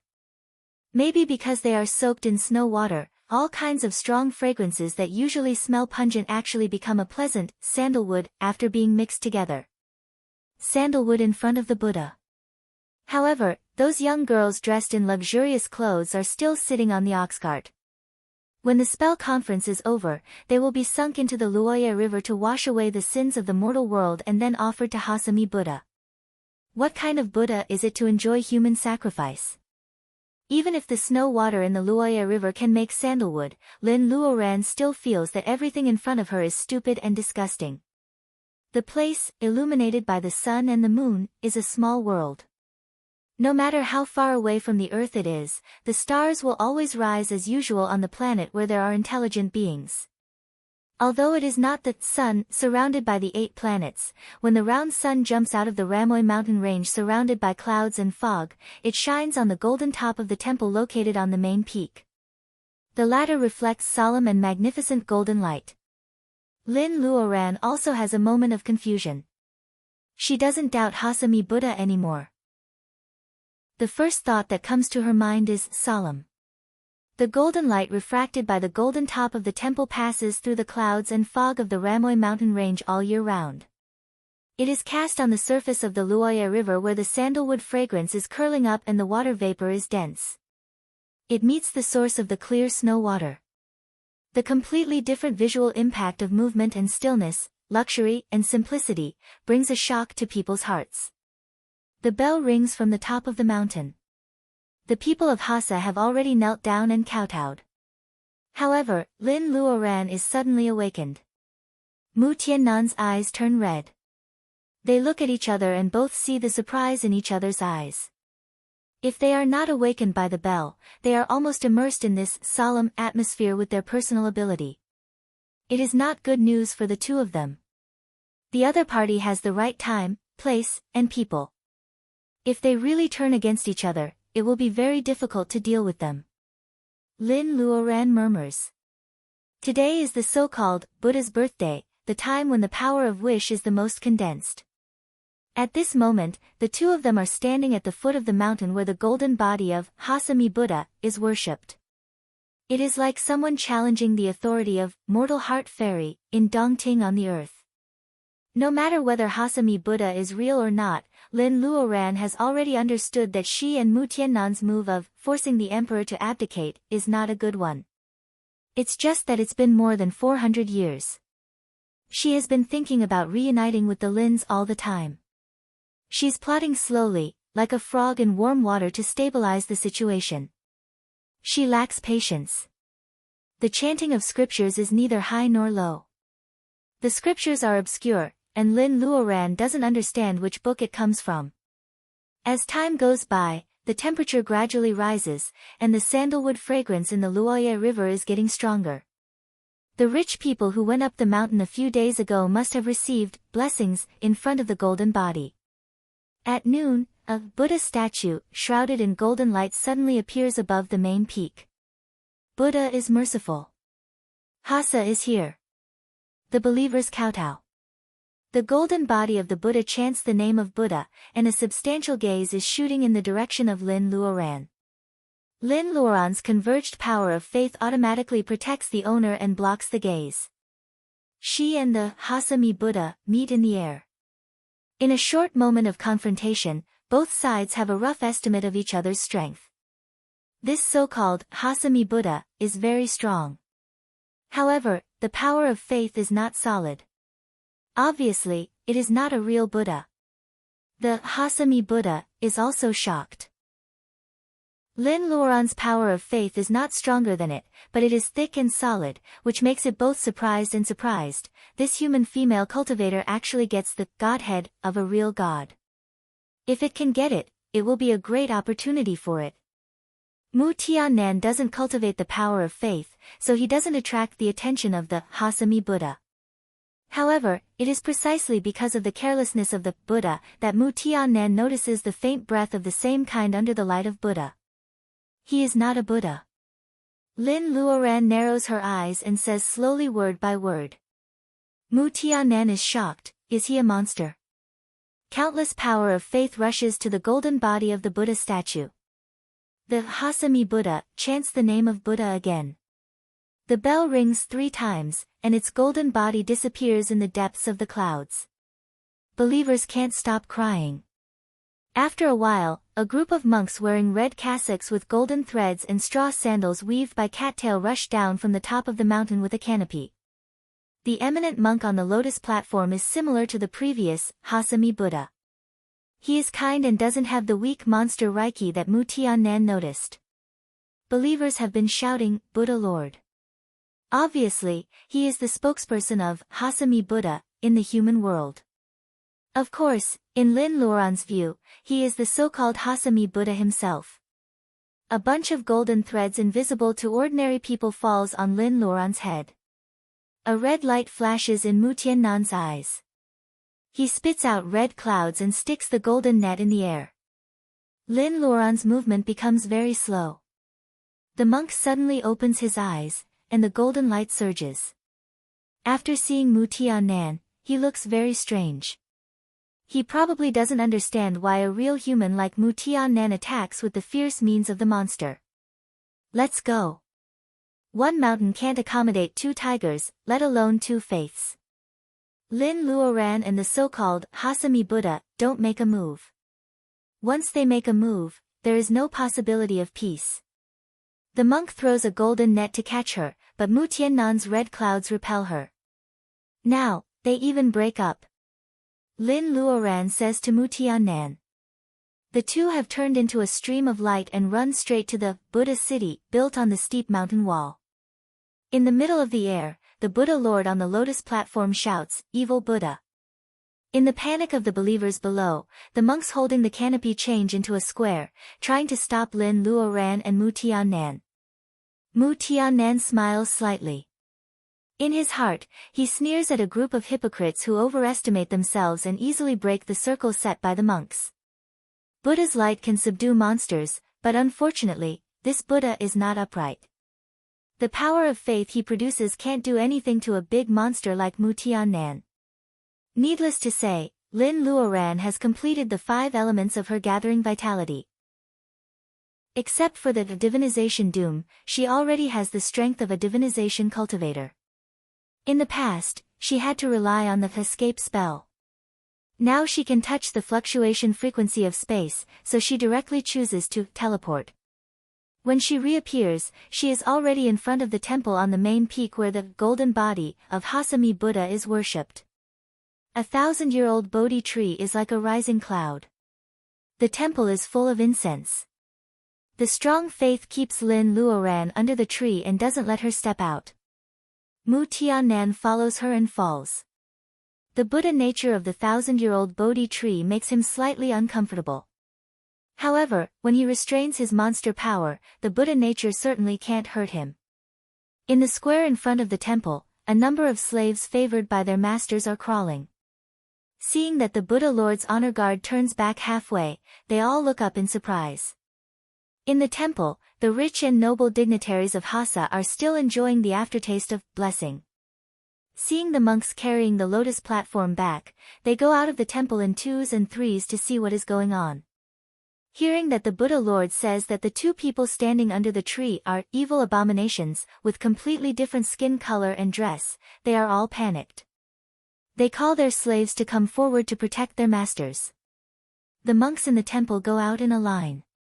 People inside and outside the temple are anxious. In fact, they are in a mess because of the 2 bold, evil abominations, who break into the place where the golden body of Hasami Buddha is. The evil land can't trap you. How dare you to be presumptuous in front of the Buddha? The Buddha Lord chants the name of Buddha. The Buddha bell rings, and the power of faith has set up an invisible barrier in front of Lin Luoran. The barrier shrinks step by step. It seems that he wants to capture Lin Luoran alive. Mu Tiannan's face changes.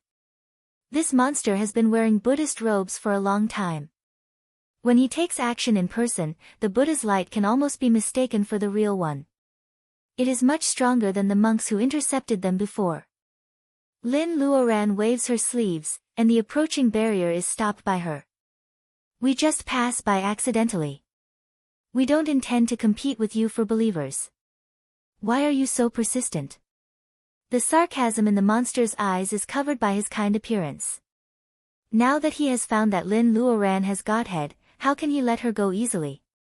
Interstellar Transmission Circle. The monster hasn't spoken the Huaxia language for many years, so his speech is a little difficult to understand. Lin Luoran is shocked. Isn't this monster from this place? It sounds like he is also an outsider.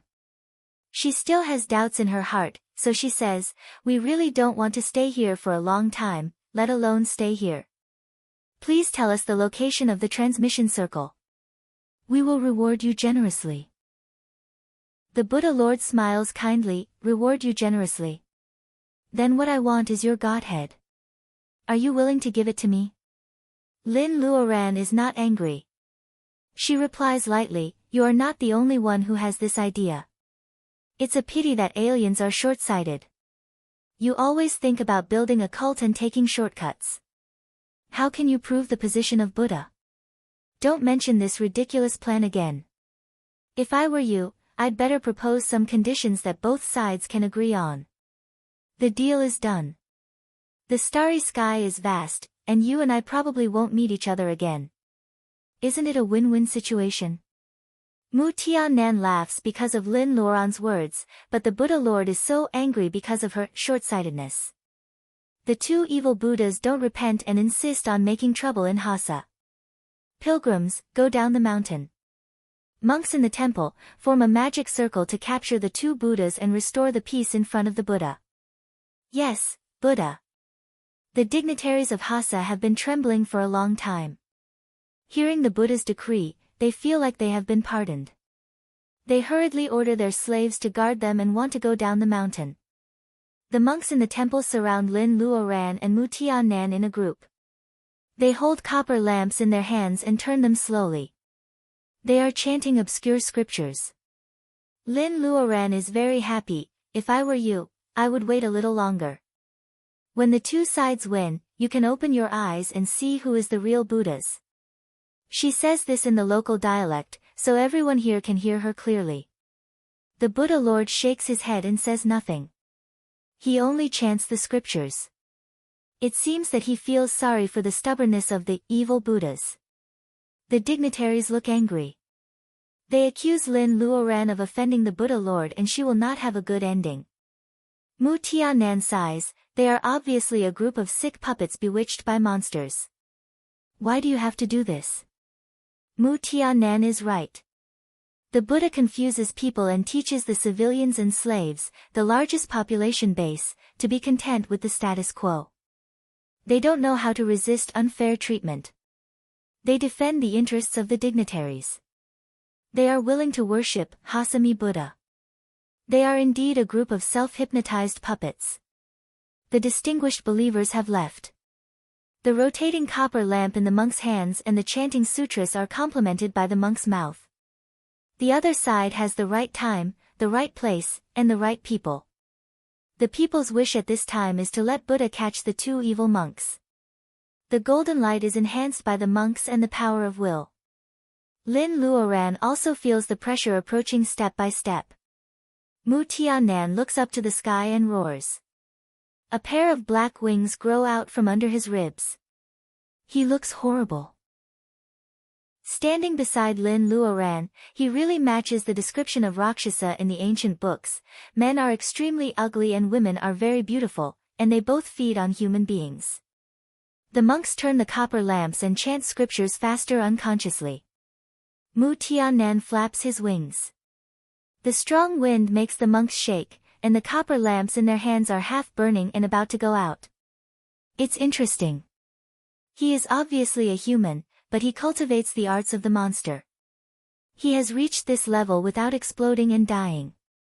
He and a female cultivator with Godhead whose strength has reached the critical point but has not passed the divinization doom. Such a combination is really rare in 1,000 years. The Buddha Lord lowers his head and says to himself. He can't hide his smile. The expression under the kind eyebrows finally changes, and it immediately becomes countless times more vivid. Of course, when he moves, he inevitably shows some deeply hidden ferociousness. The little monk standing at the outermost corner inadvertently sees the ferociousness on the Buddha Lord's face. He is shocked and uneasy. The copper lamp in his hand is blown out by the wind of Mu Tiannan's wings. His thin body also turns over in the wind and falls on the stone steps in front of the temple. Lin Luoran seizes this opportunity and stomps her feet. The leaves of the Bodhi tree behind her fall down one after another. Under the wind of Mu Tiannan's wings, the monk is wrapped in the light of Buddha. Using one spear to attack the other's shield, the monk's robes are cut and they are all injured. Some of them can no longer hold the lamps and chant scriptures, so the magic circle is naturally broken. The Buddha Lord is furious. The little monk who falls in front of the temple has ruined his plan. For a moment, countless condemning eyes look at the little monk who is struggling to get up angrily. Lin Luoran doesn't take advantage of the victory to attack. She stares at the embarrassed little monk with the Buddha Lord and other monks. The handsome little monk blushes. Lin Luoran puts her hand on her forehead and laughs. People of Sa let the devil fire run wild, but they don't know the real Buddha. Chapter 554. Young Master Jishio, we haven't seen each other for more than 400 years since we parted in Lhasa. At that time, Lin Luoran had not yet gathered her essence. She met Jishio in the Jokhang temple in Lhasa. With his advice, she made up her mind to live as an ordinary person. Then, Anner, on the Naku grassland came into being. She even broke through the limitation of her state of mind and successfully gathered her essence. Seeing the evil female abomination greeting the young Buddhist monk who was a burden and made a fool of himself, all the monks are stunned. The young Buddhist monk has delicate features. It seems that he has been in the temple for a long time. He has never been absent from morning and evening classes. He doesn't talk much. He will finish all the hard work silently. In the temple with many monks, he has been like an invisible person for many years. At this moment, he suddenly enters the sight of the monks. Some monks who have been in the temple for a long time recall carefully. However, they don't know when the young Buddhist monk entered the temple. It may be hundreds of years or just a few days. No one can make a conclusion. There are no monks in the temple who are friends with him. Even the memory of the young Buddhist monk is vague. If the monks were only shocked, then the Lord Buddha's heart was in turmoil and it was indescribable. How could a little novice monk sneak into his territory? Even with his control over Hasa, he didn't notice the little novice monk who lived under his nose every day. Besides, the young Buddhist monk who can come and go freely in the temple under the eyes of the monks also knows a divinization female cultivator with Godhead. Isn't it too much of a coincidence? The knowledgeable, Buddha Lord, instantly thinks that Jishyo, the young Buddhist monk, is more dangerous than Lin Luoran. Hearing Lin Luoran greeting him, Jishyo is confused for a long time. It seems that he recognizes Lin Luoran after a long time. He raises his head and smiles, but he speaks in the local language of Hasa. Jishyo himself is also stunned. He finally changes back to the Huaxia language of the earth. When he talks to Lin Luoran, his tone is filled with the joy of reuniting with an old friend. Lay Buddhist Lin, you are really lucky. Before they separated, Lin Luoran sealed her memory and looked for an opportunity to gather essence in the Naku grassland. Unexpectedly, when they meet again, she has become a divinization cultivator and successfully left the earth. She has followed the footsteps of the predecessors and come to this world. When he first met Lin Luoran, Jishyo was in the early stage of reincarnation. The holy spell of Buddhist cultivators is different from that of Lin Luoran. The latter is ever-changing and depends on personal understanding. However, the former can be summed up as 6 links. The divine state could turn many into one and one into many, big into small and small into big. He could enter the water or the ground without being obstructed by the stone walls of the mountains and rivers. He could also fly freely in the air without any hindrance. The heavenly ear allowed him to hear and understand the words of the living beings of the 6 paths. He was able to read minds and knew the thoughts and desires of all living beings. The heavens I could see into the distance. Everything nearby was not obstructed, and everything could be seen. It could see the karma of all living beings and know where the next life was. Fate connection. Fate represented the past. He knew where the karmic retribution of himself and all living beings came from. All leakage connection. All leakage connection was to cut off all worries. Leakage connection was to know that one and others were free from the worries of life and death. When Lin Luoran was about to bear essence, Jishyo once saw her as a shepherd girl on the grassland. At that time, he was absent-minded looking at Lin Luoran's back, which even attracted the monks of the Jokhang temple to ask about it. How did he answer at that time? I know her in the past and I can foresee her in the future, but I don't know her in the present. Now, the situation seems to be completely reversed. He could no longer understand Lin Luoran's mind with mind connection. What he saw in the past with fate connection seemed to be deliberately shown to him by someone. If he used heaven's eye again, Lin Luoran's future was a vast expanse of white wilderness. In more than 400 years, he had changed, but Lin Luoran's change was obviously more amazing. He didn't know her in the past, nor could he foresee her in the future. He only knew her in the present, since the faith of her lineage, she had obviously become a god. No wonder he once sensed the fluctuation of the power of faith in Lin Luoran. At that time, he only thought that the Buddhism weapon was carried by a cultivator. In retrospect, he guessed that it had something to do with Lin Luoran's strong godhead now. People's thoughts changed quickly and were unrestrained. Lin Luoran met Jishyo in this situation. Many complicated thoughts flashed through her mind. It only took a few seconds to think about it. Of course, she and Jisho talked about the old days as if there was no one else around. It still angered the existence known as Buddha Lord. He couldn't pretend to be kind anymore. He shouted, "Make a circle." The wounded monks turned over like they were injected with chicken blood. They didn't have time to pick up the copper lamp that was extinguished by Lin Luoran and Mu Tiannan before. They put their palms together to make a Taoist circle, surrounding Lin Luoran and the other two under the tree again. As soon as the obscure scriptures were read, the soft golden magic circle was no longer there. Under the 1,000-year-old Bodhi tree with pure Buddha nature, blood light was surging. Evil demon of hell swept over, and a bloody whirlwind attacked the three of them. Lin Luoran clicked her tongue. Buddha Lord had completely fallen out with her. He even used such a method in the open. The blood waves came, but Lin Luoran didn't move. Mu Tiannan's monster Reiki was surging, but it didn't seem to affect Jisho at all. The Azura blood sea was refreshing, and the fragrance of the 400-year-old jade hairpin flower lingered for a long time. Lin Luoran still didn't figure out what Jisho was cultivating. The Rakshasa evil ghost walked through the magic circle. Lin Luoran relied on the pure white power of faith to separate herself from the blood sea. Mu Tiannan's monster power was strong, so he didn't care about the little ghost. Jisho stood beside them, and the evil ghost simply ignored him. Buddha Lord never gave up the lotus platform from beginning to end. Seeing the situation in the magic circle, his eyes flashed, and he made a Taoist gesture.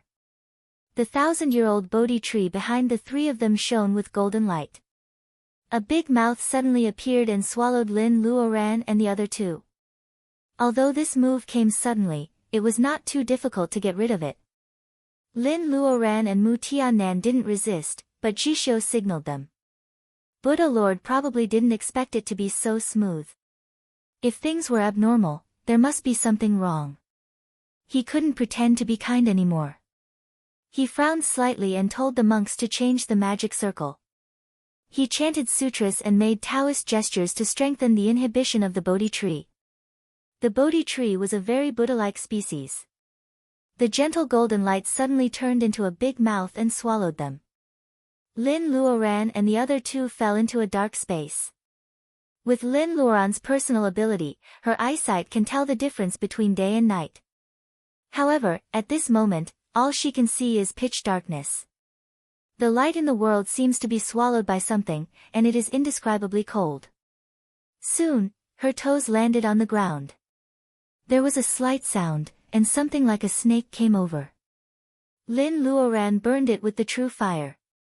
The fire flashed, and she didn't have time to see the surroundings clearly.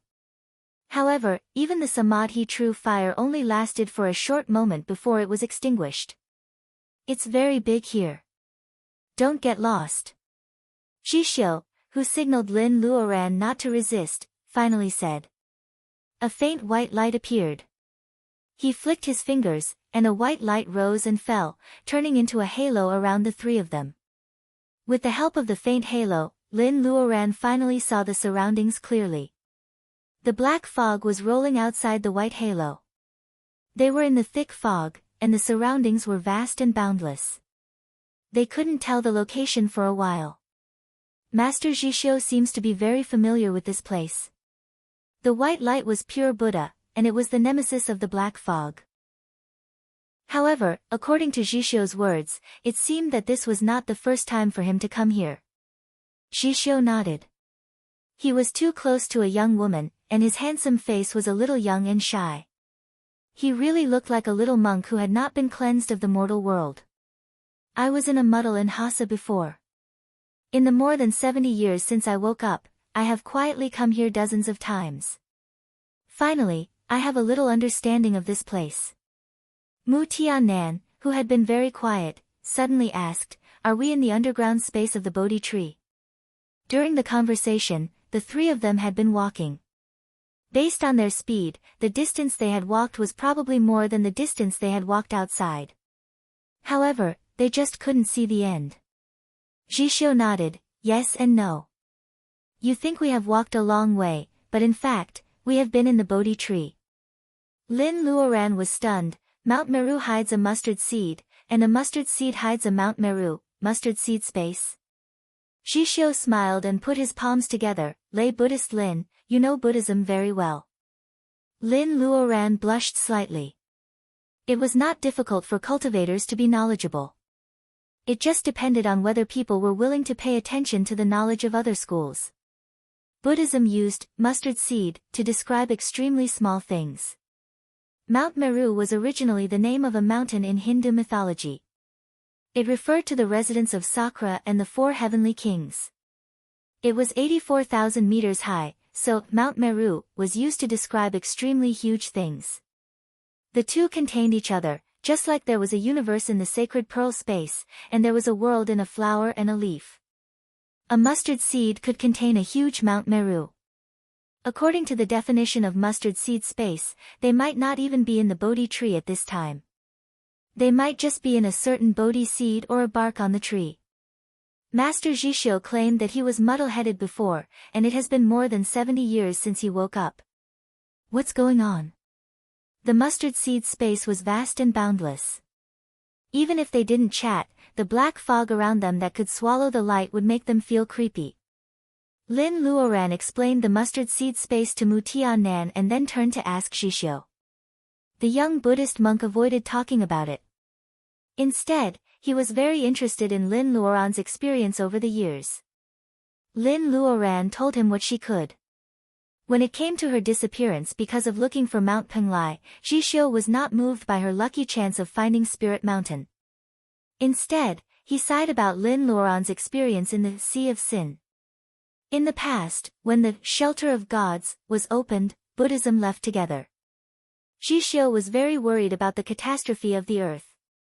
Hearing that Lin Luoran had rebuilt the 5 elements before she left, the young Buddhist monk was so excited that he chanted the name of Buddha several times. Lay Buddhist Lin, you have boundless merit. You will have good fortune in the future. Did you come to the Hasami sect to find the interstellar transmission circle?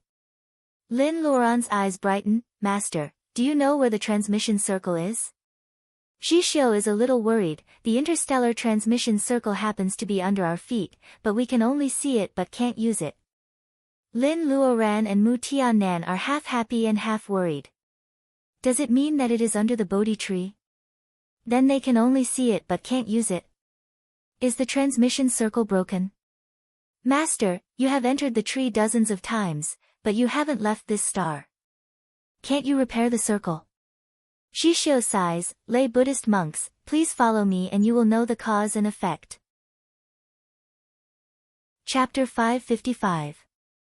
A faint red light suddenly appears in the thick unknown, which makes people feel disgusted. Lin Luoran holds back her displeasure and follows the direction of the red light. This time, the 3 of them quickly pass through the black mist. Jishio stretches out his right palm and puts it in front of him. A huge force pulls the 3 people in the white halo together. When the halo reopens, the dazzling red light makes people unable to look at it directly. Lin Luoran tries hard to open her eyes and finds that the 3 of them are suspended in the air by the white halo. Under their feet, the source of the red light is burning. Countless shadows are twisting and moaning in the fire. Looking closely, they are all beautiful young women. Their expressions are extremely painful, but they can only shout and struggle. The fire is still silent, which is several times more terrible than the scene of crying and howling. These are, Lin Luoran has already guessed it, but she is not sure. Jishio's handsome and calm face is also angry. After a while, he says, Lay Buddhist Lin, I'm afraid you have guessed that these resentful spirits are the women who are sacrificed in Hasa every year. Mu Tiannan frowns. Sacrificing human beings is already stupid. Looking at the countless female resentful spirits in the fire below, how can it be as simple as sacrificing human beings? There is no reincarnation in the hellfire. Thousands of young women have been sacrificed and suffered from the fire day and night. The compassion on Jishio's face is obvious. Lin Luoran is silent for a long time and then says hoarsely, the interstellar transmission circle is under the resentful spirits, right? Her tone is very dignified, but it is not a questioning tone. Jishyo nods. The three of them are suspended in the air and protected by the holy spells of Buddhism. The resentful spirits below are still extremely arrogant, which shows the danger.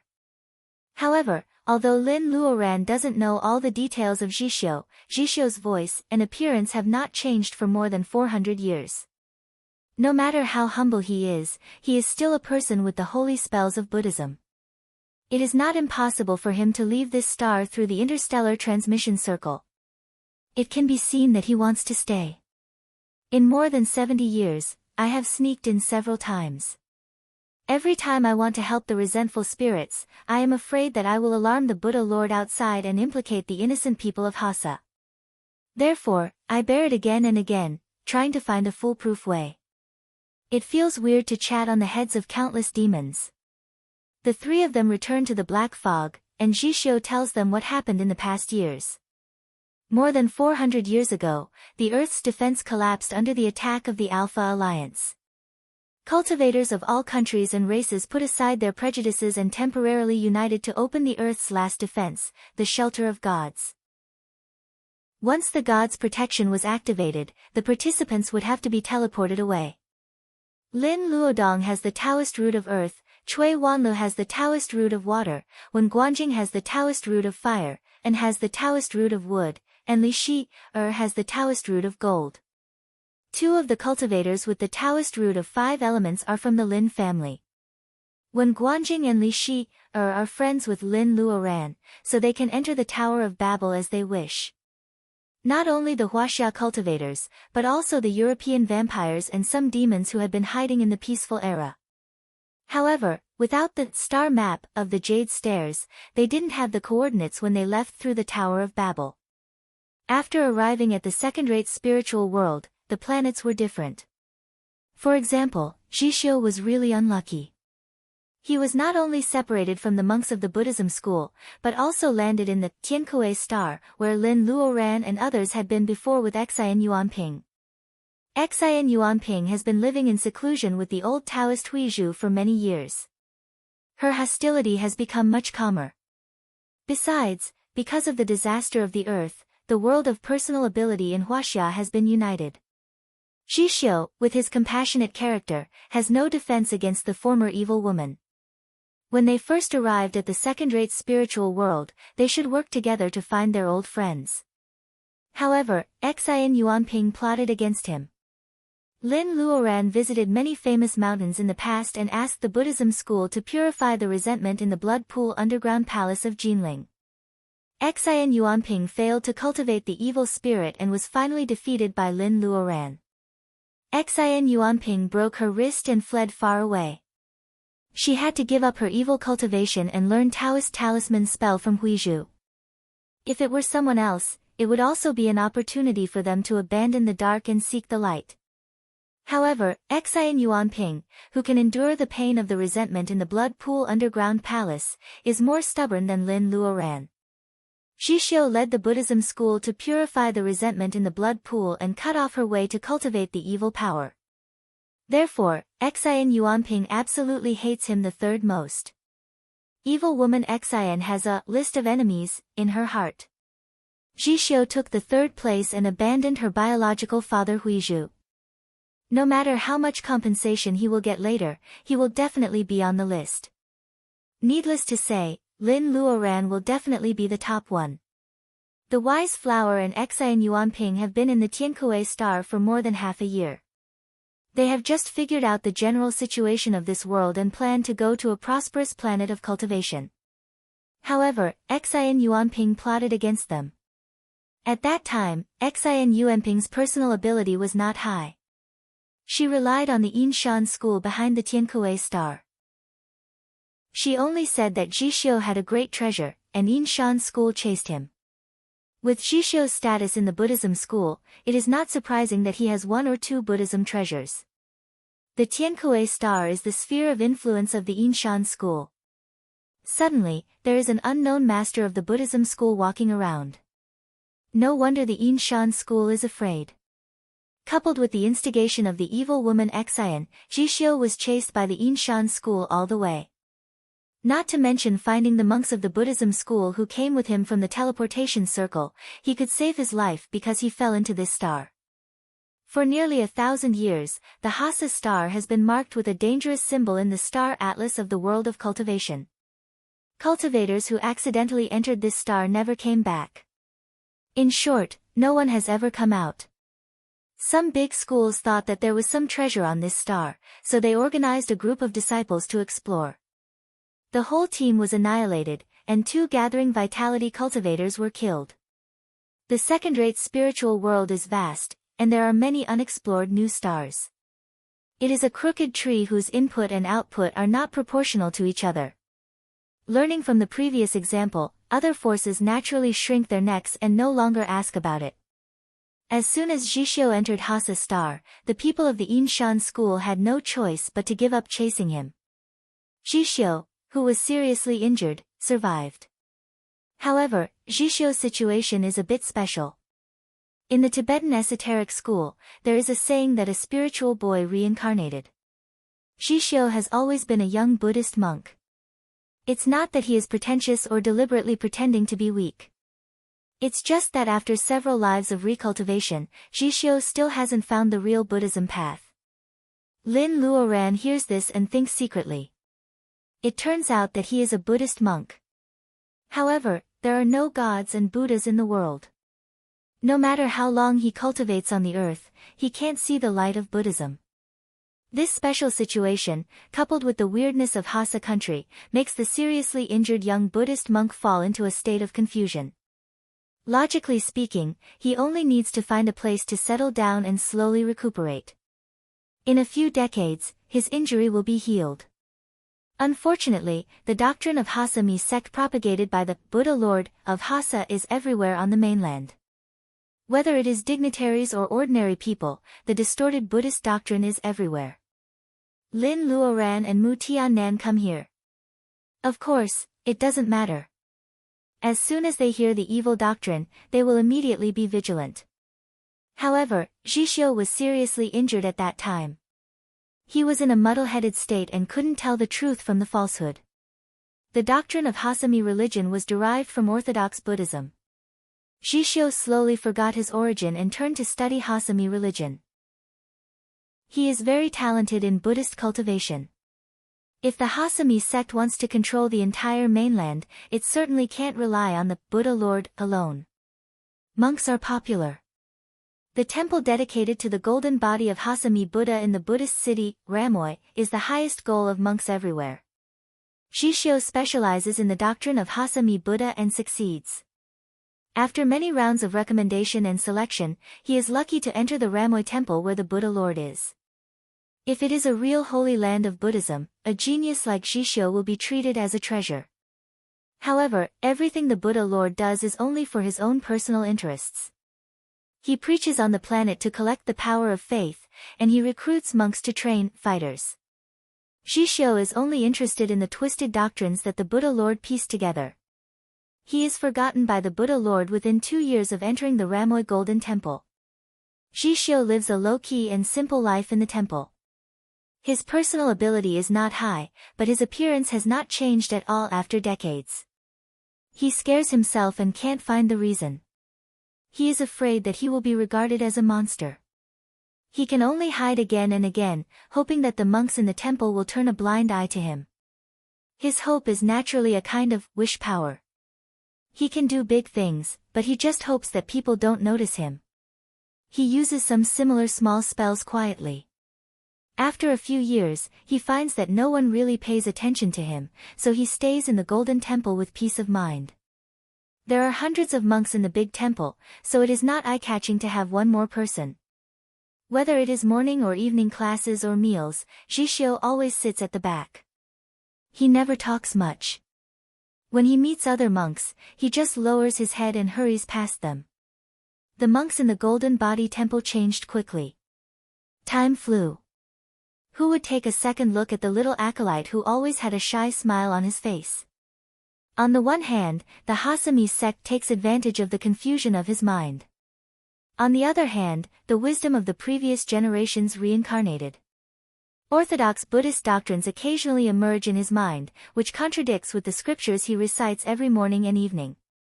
The young Buddhist monk is shocked and frightened. He trembles with fear for his impiety to Buddha. For hundreds of years, it is not only the comparison of the righteous and evil scriptures, but also the process of Jishio's search for a breakthrough in Buddhist cultivation and exploring the Buddhist doctrines. Suddenly, his mind becomes clear.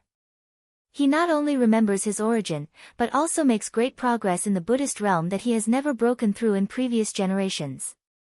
Wherever heavenly ear goes, the first thing he finds is the anger, hatred, and pain of the resentful spirits hiding under the Bodhi tree for thousands of years. They are intertwined into a cry of sorrow. Then he uses destiny connection to observe the so-called Buddha Lord.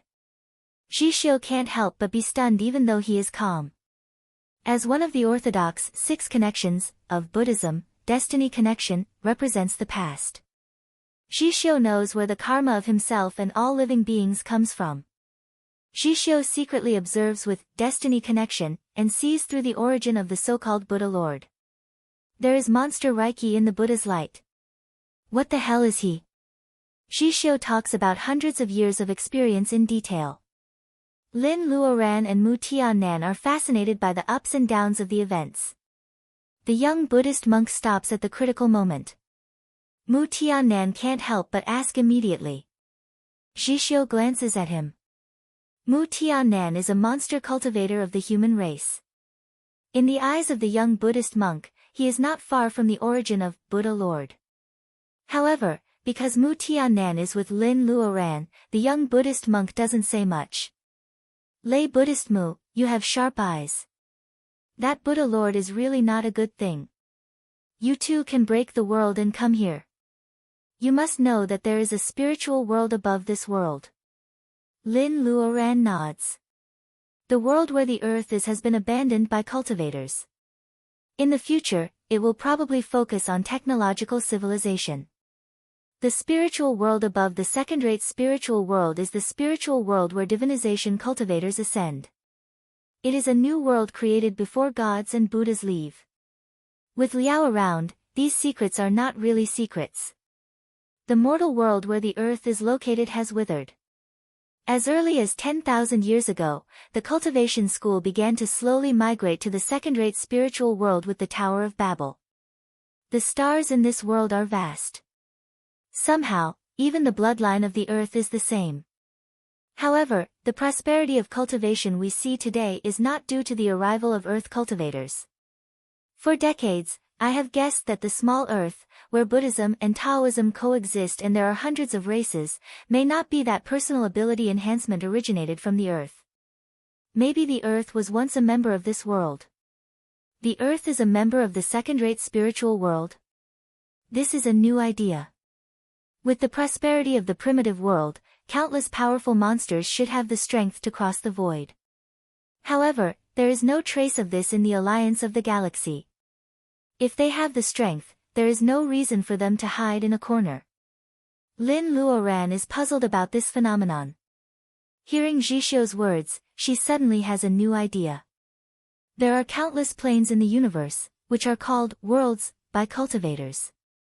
If the earth really belonged to the second-rate spiritual world and was suddenly removed by someone with great holy power, it fell from the world of cultivation civilization to the plane of technological civilization. Only Huaxia people on the earth have the Taoist root, and only earthlings can cultivate. Therefore, it makes sense that the earth is incompatible with other planets with technological civilization. Just like all the planets in this world have interstellar transmission circles, the earth also has the Tower of Babel. The difference is that the interstellar transmission circles in the world of cultivation are interstellar transmission, while the Tower of Babel on the earth leads to the second-rate spiritual world. This is not something that the world of cultivation can do. Even the big schools in the world of cultivation can't open up the space channel. Otherwise, they can directly make a channel connecting this world to the spiritual world. Everyone can just move to a blessed place for personal ability enhancement with abundant Reiki. Why bother to go through the divinization doom, which is very dangerous? The fake saintess follows the footsteps of the man in robe. She crosses the long interstellar space to come to the Earth, but she arrives far later than the man in robe. The two obviously come to the Earth one after the other, but they are separated by 10,000 years. Lin Luoran used to think it was because of the crack of time and space. Now a bolder idea comes to her mind.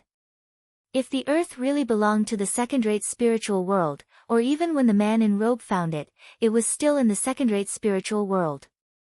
At that time, the people on the Earth were just enlightened, and hundreds of races were waiting to prosper.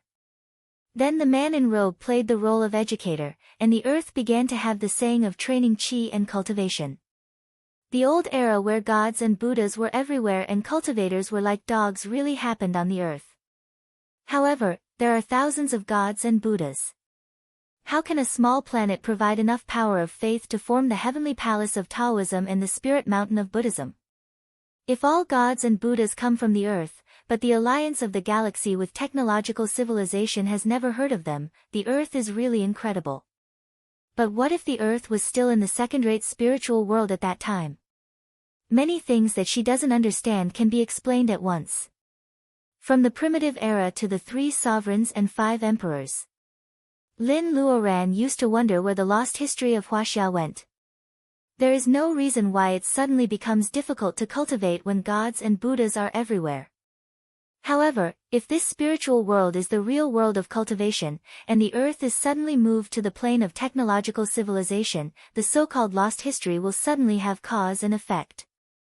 The history of the Earth itself has always been there. It is the sudden change of the environment in which it is located. The original reasonable history of civilization is put in an abrupt and mismatched environment.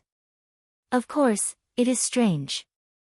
In the primitive era, there were many powerful predecessors. They must have traveled across the starry sky to planets other than the Earth. However, at that time, the Earth was still in the second-rate spiritual world, the plane of technological civilization. How could there be traces of cultivation? According to Liao, the second-rate spiritual world and the spiritual world came into being after the migration of gods and Buddhas. Of course, gods and Buddhas migrated, but how can they give up all their believers? The second-rate spiritual world is the real world of cultivation. Perhaps it is more appropriate to call it the mortal world in the eyes of gods and Buddhas. The only achievement they made before migration is probably to open up the spiritual world and make a divinization doom. Lin Luoran doesn't know whether to laugh or cry. It turns out that the world of cultivation is as stable as a mountain, and the spiritual world is lush. The Earth is the only planet that has been abandoned. With the ability of the man in robe, it should be easy for him to cross worlds. She just doesn't know if the Earth was moved out of the second-rate spiritual world by him. However, it is certain that he has wandered in the plane of technological civilization. Otherwise, he will not provoke the fake saintess. Then the man in robe finds the Earth which still belongs to the second-rate spiritual world.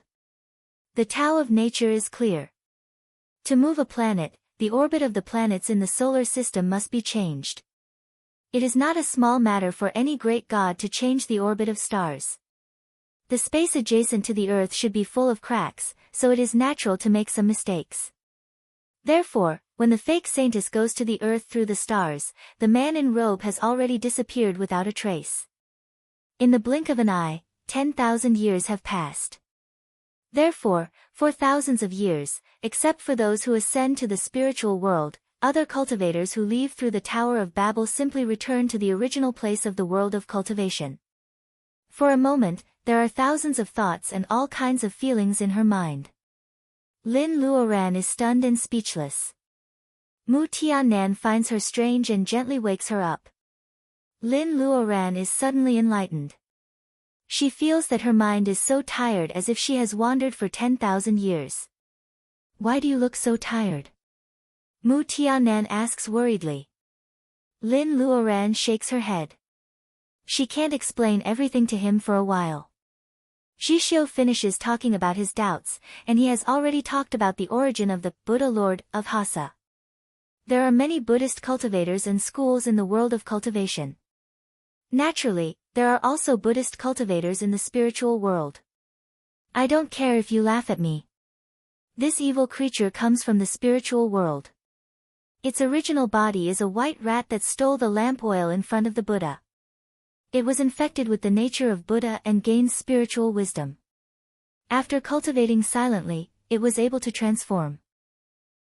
There are many monster cultivators in the upper world.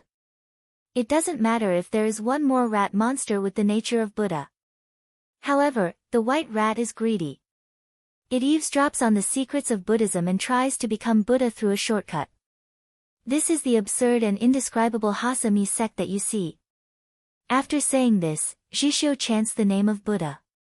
He is quite embarrassed to be a scumbag monster from Buddhism. Mu Tiannan touches his nose. He hates this handsome little Buddhist monk the most. When talking about the rat monster, he looks at him out of the corner of his eyes. It seems that Mu Tiannan stole the lamp oil in front of the Buddha. Lin Luoran frowns, a rat monster from the spiritual world? But his current body is not a monster. You may not know this, but the spiritual world is just like this Hasa star. People can only ascend when they go through doom. Cultivators in the upper world can't go down. The rat monster marks its primordial spirit with the secret method of Buddhism and retains the memory of its previous life. It sneaks into the lower world and throws itself into the belly of a pregnant woman of the human race. Then it comes out as a human to cultivate Buddhism. It is just like the Taoist technique of possession. Therefore, it is extremely difficult to deal with a human body and a monster soul. A human body and a monster soul. You're tuning in to the Blissful Bookshelf YouTube channel. We're so grateful for your support, and don't forget to subscribe to join us on this incredible journey through captivating stories.